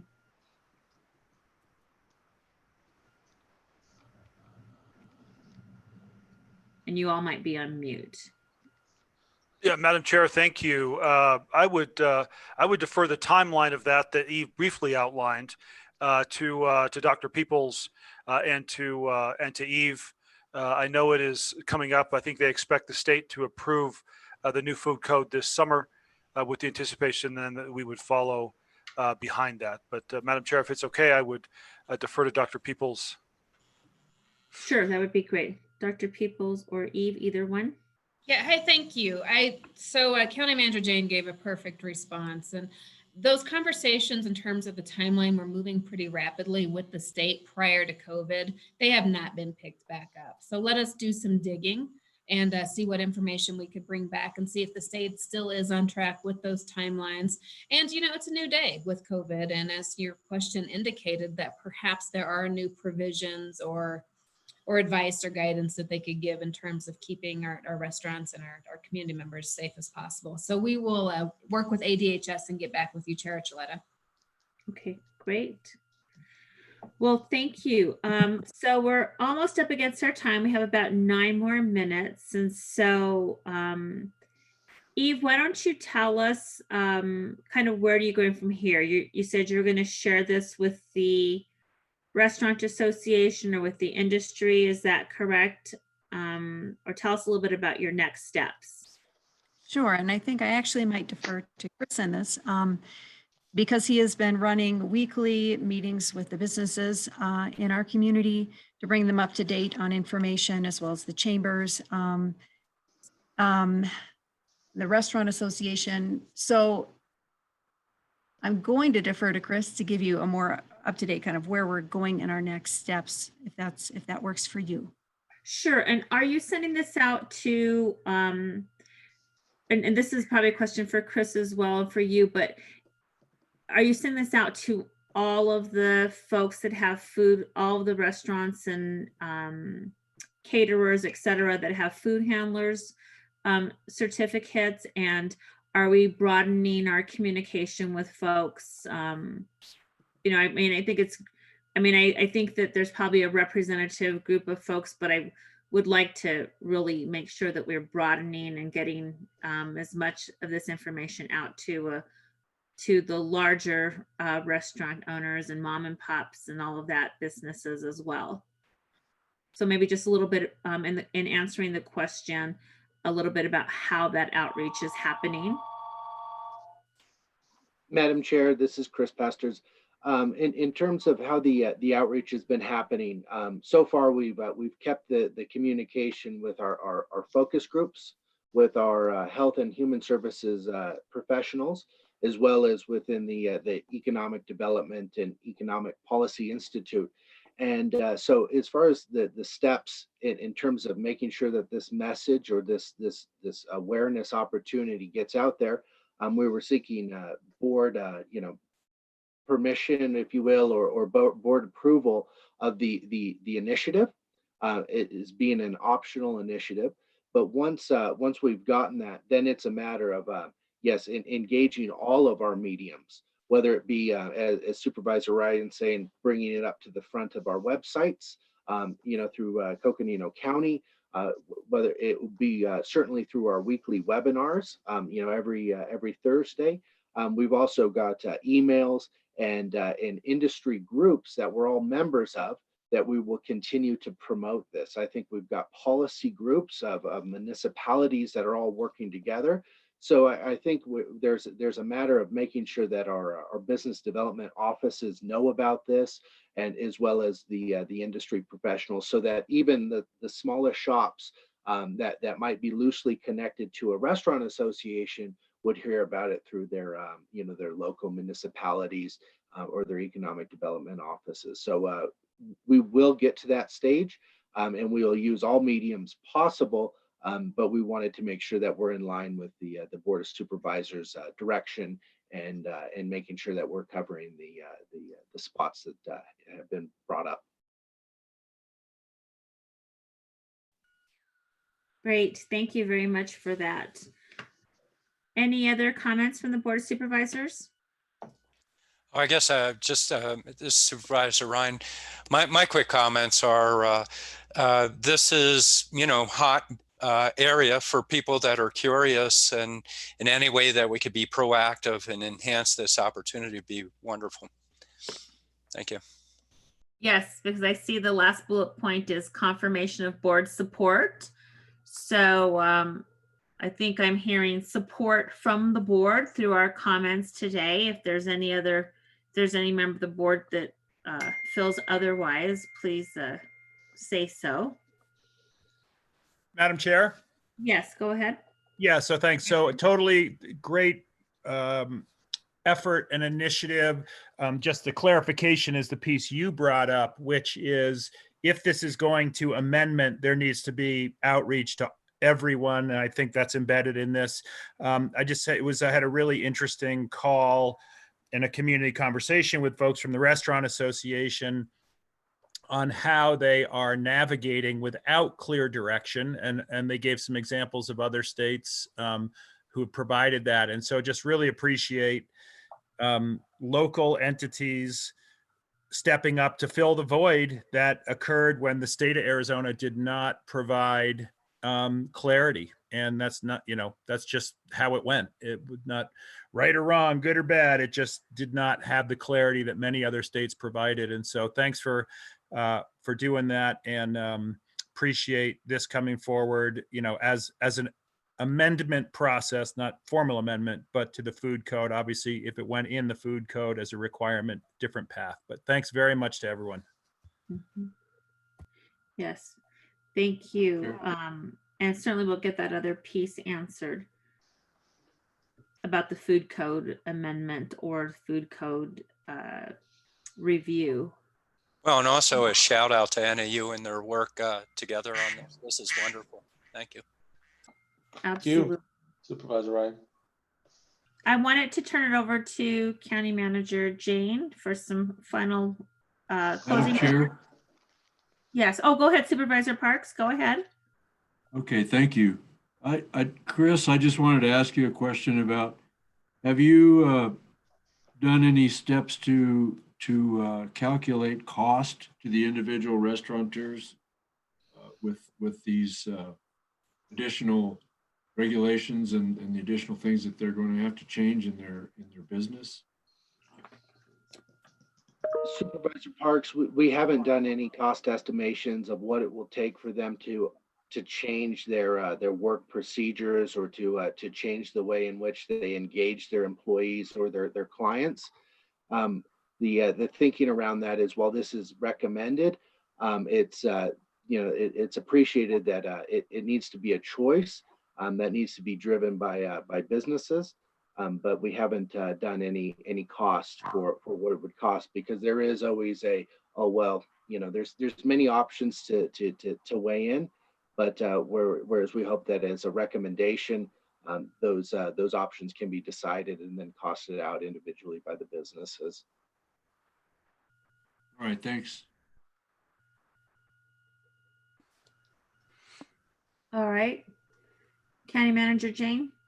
Thank you, Madam Chair and members of the board. I just want to say thank you to Eric and Chris and Eve and the HHS team for all of your work in this effort. Thank you to Dr. Guzman and to Chef Molinaro and the team at NAU for your partnership. Partnership works, and this is an amazing example of how we can work together to leverage our resources and work together to make sure that we are doing all we can to help protect the community that is looking to us for guidance. As Supervisor Babbitt had mentioned, that the state has provided little of that in this area, but we have businesses that want to be responsible in how they're providing services to their customers. And from a public health perspective, we want to do all we can to be sure that we are operating competently in that space. That's one of the spaces that we do operate for a living, in ensuring public health and partnering with our business community to do that. So Madam Chair, just wanted to say, again, thank you to our team and to Dr. Guzman and Chef Molinaro and NAU for all of your work in getting to this point. Thank you so much. Okay, thank you. Well, that concludes our session. And I do want to have the board make a motion to go into executive session. I do know that we have executive session at 1:15, but if we were to make the motion prior to us recessing for lunch, then when we get back, we can go immediately into executive session. So we've gone through our morning, and now is there a motion from the board to enter into executive session at 1:15 for discussion of purchase, sale, or lease of real property and contract negotiations? So moved. Supervisor Ryan. Is there a second? Second, Supervisor Parks. Thank you. There's a motion and a second. And that's on a separate meetings call, is that, I would assume? That's going to be on Teams, the Teams platform. So we have a motion, a second to go into executive session at 1:15. All in favor, please say aye. Aye. Aye. Aye. Any opposed, please say nay. Hearing none opposed, we will go into executive session, time starting at 1:15. In the meantime, we will take a recess. Thank you. Thank you all for your time this morning. Thank you. Thank you. Have a good day.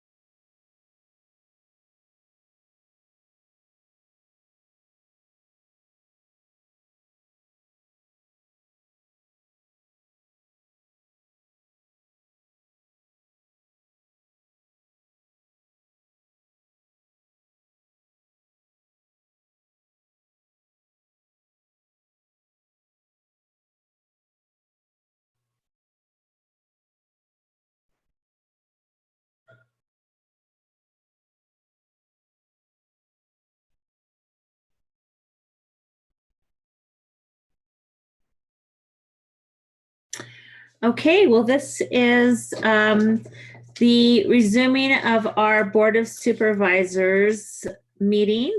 We met this morning and then we had an executive session, and now we are back in our regular session, and we are going to go to item number 33. This is consideration and possible action to approve solar energy equipment valuations recalculated pursuant to HB 2493.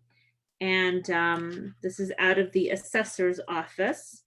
And so let me first turn it over to County Manager Jane. Did you have anything that you wanted to bring up on this item?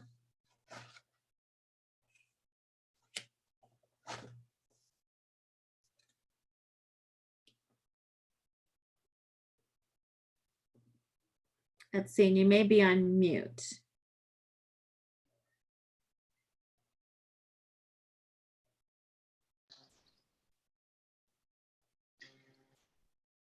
Hello? Yep. Chairwoman, I don't see him unmuting at this point. Okay, he's not. Okay. He is present. He is present, but I don't see him unmuting or coming online. Okay, all right, so maybe we need to spend a little bit of time for folks to come online. So let's just wait 1 second. I see that we have Supervisor Ryan, we have Supervisor Babbitt, That's correct. and Supervisor Parks. Not yet. While we have the time, I like how the star background, you still have your hat boxes floating in the air in your background there. It's pretty neat. I saw that too, and I thought I better change that out. But then I thought, well, that looks kind of cool. We'll just use that for a little bit. Okay, well, maybe we will just proceed. So we have a recommended action before us, which is to approve solar energy equipment valuations recalculated pursuant to HB 2493. We have Representative Michael Cumbrink from our assessor's office, who's the Chief Deputy Assessor. Michael, did you want to add anything or say anything to speak to this item?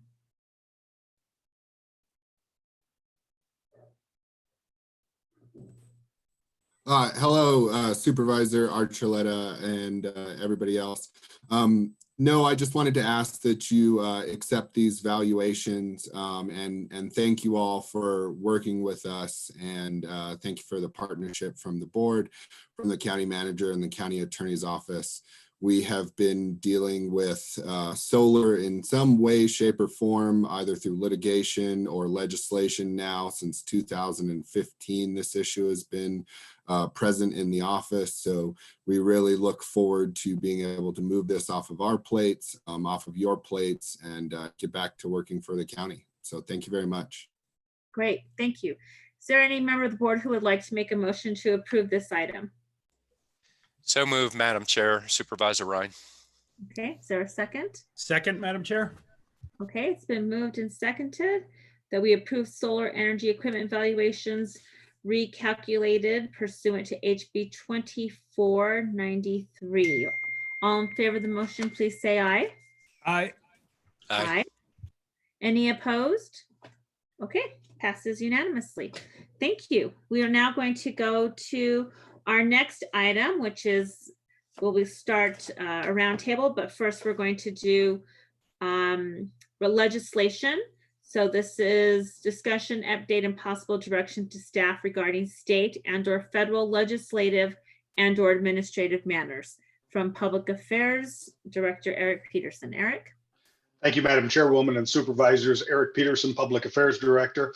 I think our biggest news today, looking here at what's happening, is the Arizona Senate adjourned sine die. I hope my furnace does it, or air conditioner isn't too loud for us all. If it is, let me know. Adjourned sine die today on a very peculiar and unexpected outcome.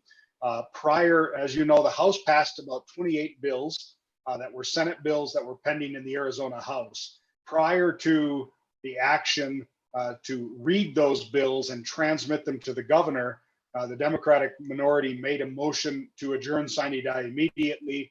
3 Republicans joined the Democrats in that to gain 16 votes. Senators Brophy, McGee, Carter, and Boyer, to allow that effectively by rule, the Senate had to stand adjourned. So it was a relatively quick session. What has transpired out of that is an agreement and an understanding and interpretation by both houses that the Constitution requires those bills to be transmitted to the governor. So those 28 bills will be transmitted despite the fact the Senate has adjourned. But there are 2 bills that will not be transmitted that were House bills, really pending the Senate to take up and go through 3 readings, which would have taken at least 3 days and gone till Thursday. One provided about $68 million for child care centers in the midst of COVID-19.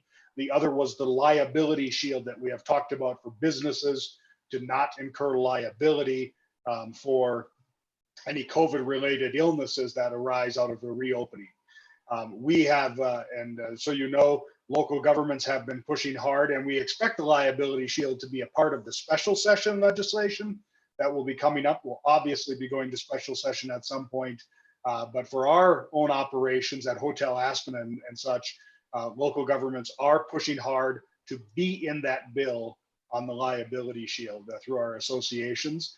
And there were actually 3 different versions of that bill out there, and the one that passed did not have us in the legislation that passed through the House. So another issue for the special session. I will also add that an issue that we have talked about with the treasurer, the deferment of taxes and interest and the delinquency date. The treasurers are working on a proposal to take to the leadership and the governor for a special session call, likely to come up at some point June, July, about tax deferrals. They've pivoted a little bit.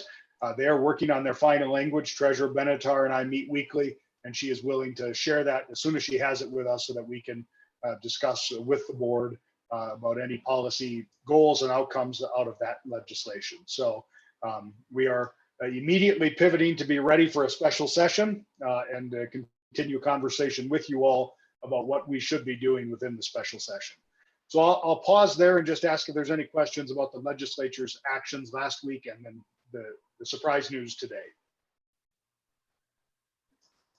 Thank you, Eric. Let me see if there are any questions from the board. Questions of Eric? Just quickly, I haven't seen the list of bills, but that's one we'll, obviously be a little bit interested in. Yeah, and we'll get the list out to you right away. They're all, from a county perspective, relatively non-controversial and not don't cause us any harm. Obviously, one of our main goals, the short-term rental definition, was still in the Senate, so that is not part of it in terms of a commercial property definition. So we'll have some continued advocacy, but I'll be sure to get the bills that did come through the House and sent over out to you right away. All right, great. Thank you. Thank you, Eric. Any other questions of Eric? Okay, what else do you have, Eric? I just a couple quick issues. We are scheduling phone calls, Chairwoman, with our congressional delegation to talk about our federal priorities in any next COVID package between direct and flexible funding for the county, such as the SMART Act provides, also the PILT and SRS issues, and also the Great Outdoors Act, which includes land and water conservation funding. So we are getting some phone calls scheduled. The Senate isn't even meeting this week. The House is back in taking votes on non-COVID related issues, but those meetings are becoming scheduled. I would also add that there is a federal issue that Supervisor Fowler wanted to address. I won't bring it up today in its fullness, but it essentially deals with the pump storage and the dam diversion of water off the Little Colorado River and other areas. And so Supervisor Fowler wanted to have that brought up. I had Julian put together a short briefing memo just to bring folks up to context on what that project is and some of the background and some of the players in it. So I will make sure that gets out, and then we can address that conversation when Supervisor Fowler is here in roundtable. So, and that is an administrative action by the Federal Energy Regulatory Commission, not by the Congress. So that's really our update this week, ma'am. We don't have much because everything's been moving fast, and now we will be prepared to bring a wrap up, and we will work with Craig to schedule his wrap up to the session that the CSA normally does within the board calendar. Okay, well, thank you for your work in this session. It was quite a ride and highly unusual. Quite a session. Yes. Anticlimactic and then very climatic. Yes, right. And like you said, there's probably going to be a special session. So obviously our work is never done, right? Even when the legislature is not in session, we are still meeting and planning and strategizing for when they next go to session.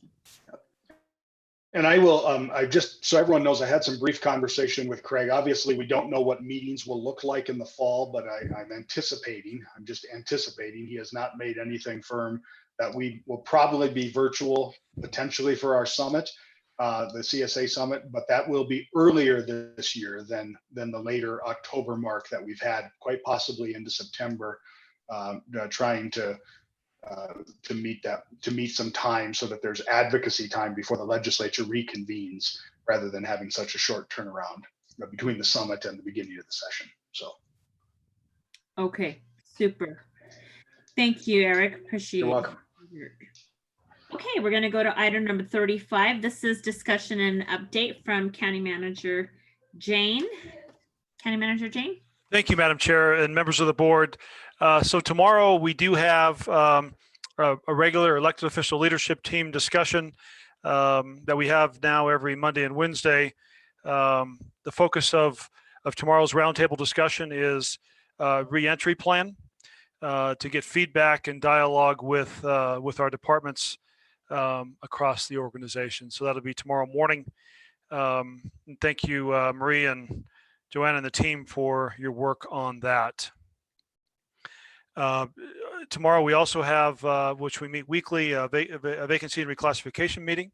So we'll continue those discussions and be reporting back information out of those, but those are going very well and departments are definitely understand where we're at and are working with us on especially vacancies and maintaining those, moving forward for the foreseeable future. So that is going well. On Thursday, we do have our second all hands meeting. Thursday at noon to 1, kind of a brown bag theme. Chair Archuleta will be giving some welcoming and opening remarks. I will also share some comments, and then we will have a few slides regarding budget and compensation, reentry and well-being. Madam Chair, members, with most of the time being used for questions and feedback from team members throughout the organization. A reminder, about a third of our team throughout the organization did participate in the first all hands meeting, and we're hoping for a similar turnout on Thursday at noon. There is an FDBA board meeting this Thursday that Chris Pastris will be representing the county, given the conflict with the all hands meeting, and Eric and I needing to be participating in that. So thank you, Chris, for participating in that. We do have a budget team meeting on Thursday afternoon. We do continue to meet every week, and we'll be discussing several issues, including the tentative budget adoption scheduled for next Tuesday, June 2nd. Lastly, I'd like to say Friday I will be out of the office attending and participating in the graduation of my daughter from Flagstaff High School. We will be in the parade on 4th Street celebrating with Saren and our family. I will be in Flagstaff this weekend. Madam Chair, thank you.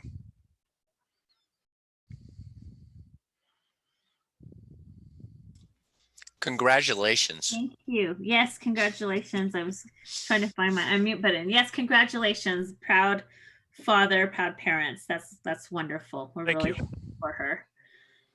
And Eric, you wanted to bring up one other point, and so yes, I apologize, Madam Chair. Just from our communication side of things, we are restarting, as I think you've been notified by the manager, the Facebook Live updates.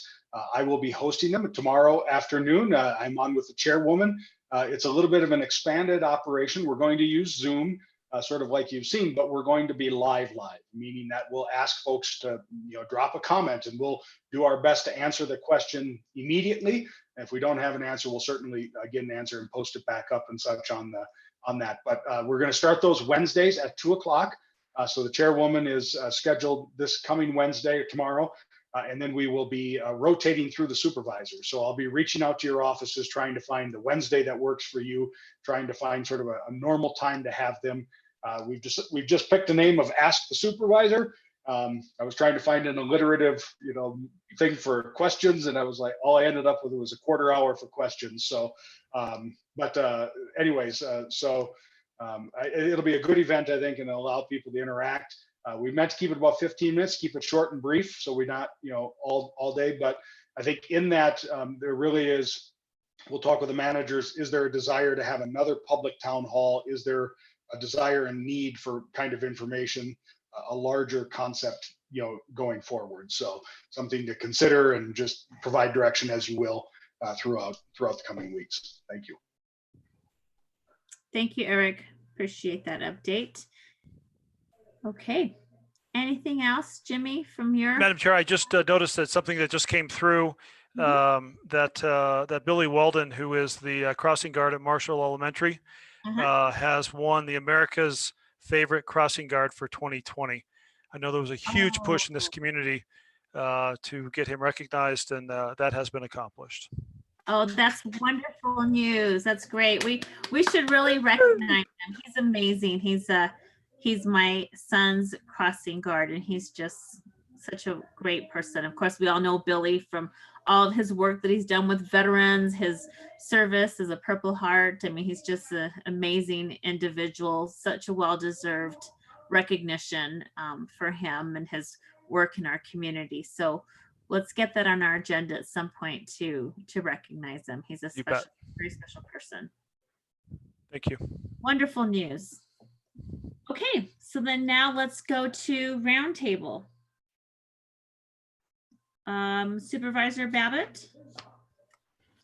Thank you. Just one conversation, one quick update.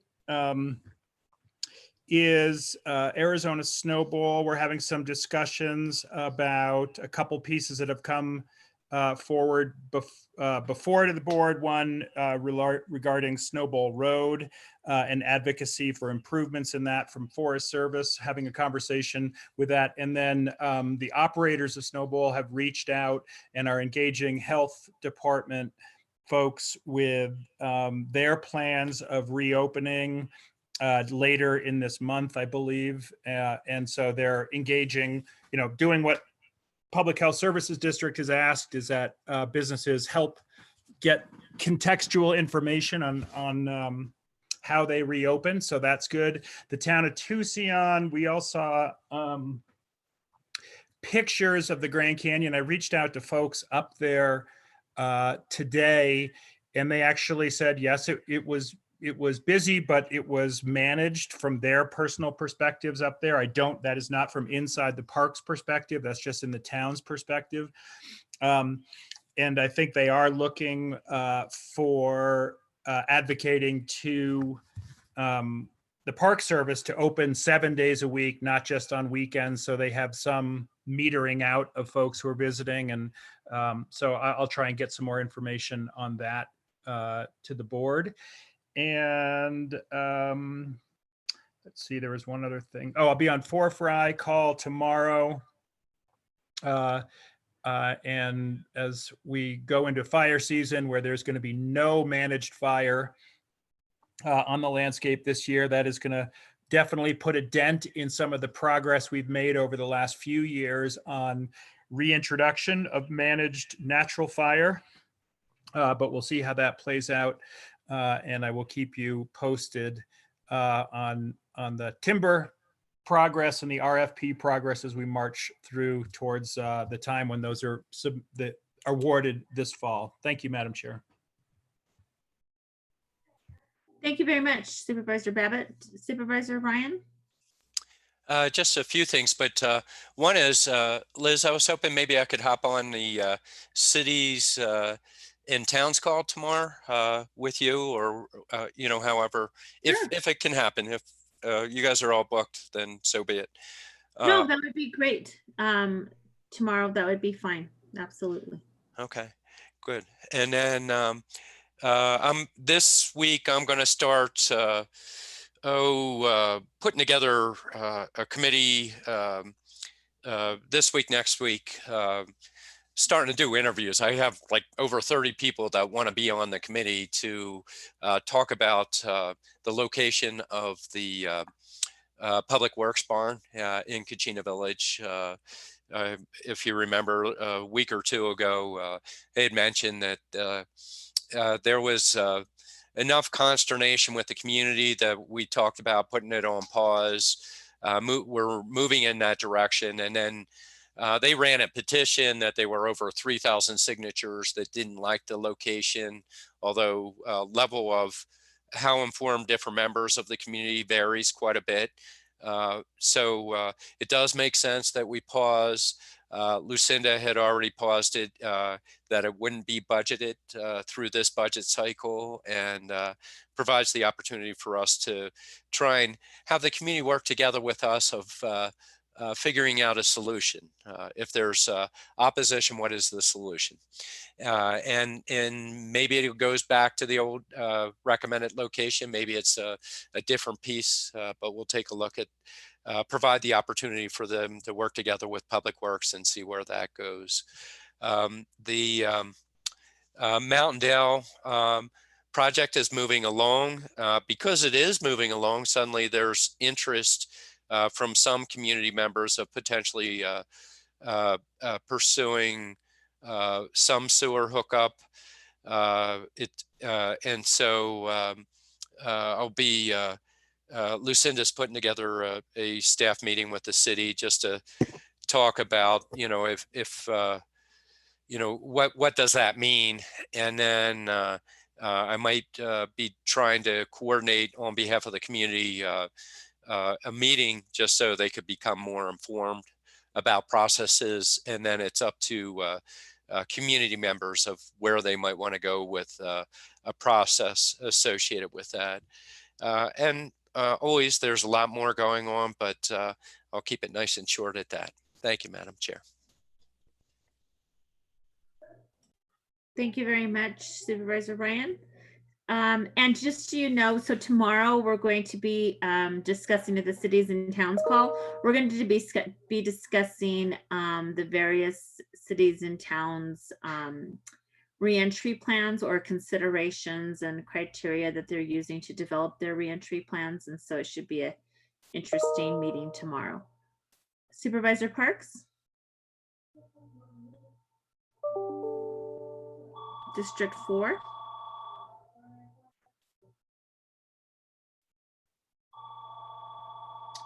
Let's see, he might be on mute. Madam Chair, Supervisor Parks is not on. Okay, I'm just noticing that. I just went through the participants list and I Oh, there he is. There he is. I see him. We've got him now. He's over there. We'll get him in. Okay, super. There he goes. Great. Hi, Supervisor Parks. We were just going through roundtable. Do you have anything you would like to share? Just a couple of things. Thank you. I was muted and I couldn't figure out how to unmute. Thanks for No problem. getting me on, Eric. Okay, just a couple of things. Our Donny Park Watch meetings will be starting up again starting this Thursday, June 4th at 6 p.m. And we'll be on Zoom for that.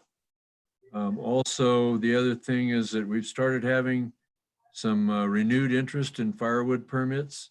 Those are still available for the Walk and Cane Ranch and they're free. And those will be, those are available now. And if anybody wants to get a permit, just contact me or Leland Jones. Okay, that's it. Thank you. All right, great. Well, thank you. Thank you very much, Supervisor Parks. That's great. That's wonderful. It's going to be exciting to see use of the Zoom for the neighborhood watch meetings. We're going to try that in District 2 as well, but our meetings are the first Tuesday of the month. So we'll be next week. So we'll definitely get some feedback from you to see how it went for you all this week. Okay, sounds good. Sure. And I was just talking about the cities and towns meeting about going over reentry plans. Just one of the things I had asked is that if each entity could share just what they're considering and what their reentry plan might be. And so we can just have a pulse of that around the county. And so we'll definitely share that with you after we get that information. As always, Joanne sends out the notes from those meetings. I think you noticed some questions coming in around some of the county's numbers, and whenever we get those emails, I always give them to the EOC and the EPI team, and they develop responses. And so I know in particular, Matt, you had inquired about one of the questions that had come in this weekend, and so we did get an answer back. Just check your email on that. I'm trying to coordinate responses. When all of us get a question, I'm trying to take the lead in getting the question answered so that we can get the information, and it can just be directly from either the health department or from the EOC or the EPI team. So if you and I wasn't going to respond to that one, assuming you were, Liz, on that. right. So I saw okay. that, and I just wanted to I just wanted to just confirm with you that yes, that when I get those questions that go to, like when I get a question from a constituent that goes to all of us, then I coordinate the answer, and that way you can always check in just to make sure that it was done, or you'll be copied on the answer as well. And then Eric had mentioned that we're setting up like Zoom meetings or teleconferences or telephone meetings with our congressional delegation. And we are doing that to talk about the next stimulus package that's coming out of Congress, just to, again, just make our point about how counties all across the nation, but of course, Coconino County needs that support and needs that funding because of our response to COVID-19 and the fact that, if we're going to sustain the response, then we need to make sure that the county is getting the funding to do that, and just talk about the fact that we have already fronted so much expense, and that we need their assistance at this point, and talk just about the economic situation that we have within the geographic region of Coconino County, et cetera. So if another member of the board would like to join those calls so that there's no more than 2 of us on each of the calls, I would welcome that. We are developing that right now, and once we get the final schedule, we'll share that with everyone, and then you're welcome to join on a call with me. That is about it for now. Eric already had mentioned 1 minute. We love him. Thank you. He's apparently I got delivered my county computer here, so nice. Very urgent delivery. So thank you. Hey, Liz. Yeah. Yeah, just real quick, a similar idea. I have a constituent issue going on with drainage and cattails down in Kachina. Eventually, he'll probably want to work the whole board. Staff's working on that. I'm working together. Just a heads up to the other board members in case they start getting queries on that. Okay. Thank you. Great. No, thank you for that. Shoot. Oh yes, Eric told you already about the Ask a Supervisor, and so I'll start that out. If, you're welcome to observe that, or join in on that tomorrow and observe it to see how it goes. I can also share information with you on how that goes, and then later on in the week, just providing the welcome to the all team meeting on behalf of the board. The meeting that Jimmy's going to have and the DCMs are going to have with the organization, just to touch base with the organization and maintain that connection, and talk a little bit about reentry and just where we're at. So, all right, and tomorrow at the elected officials leadership team meeting, the one that happens at 9, Jimmy had mentioned that we're going to be sharing the white paper, the plan for reentry, and asking for their feedback and suggestions. And so usually Supervisor Fowler and I attend that meeting. I'll check in with her to see if she plans on attending, and if she has a conflict with that, I'll be sending out a message so that another board member, if you wish, you can attend that meeting. Okay. That should be it for now. Just make sure you get out the information about the testing blitz. If you can get it out on your social media, that would be super. The one that's going to happen on this Saturday from 10 to 3. If you could help us spread the word on that, that would be wonderful.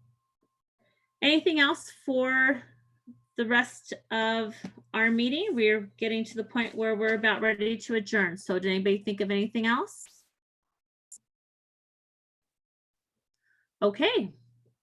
Well then, great.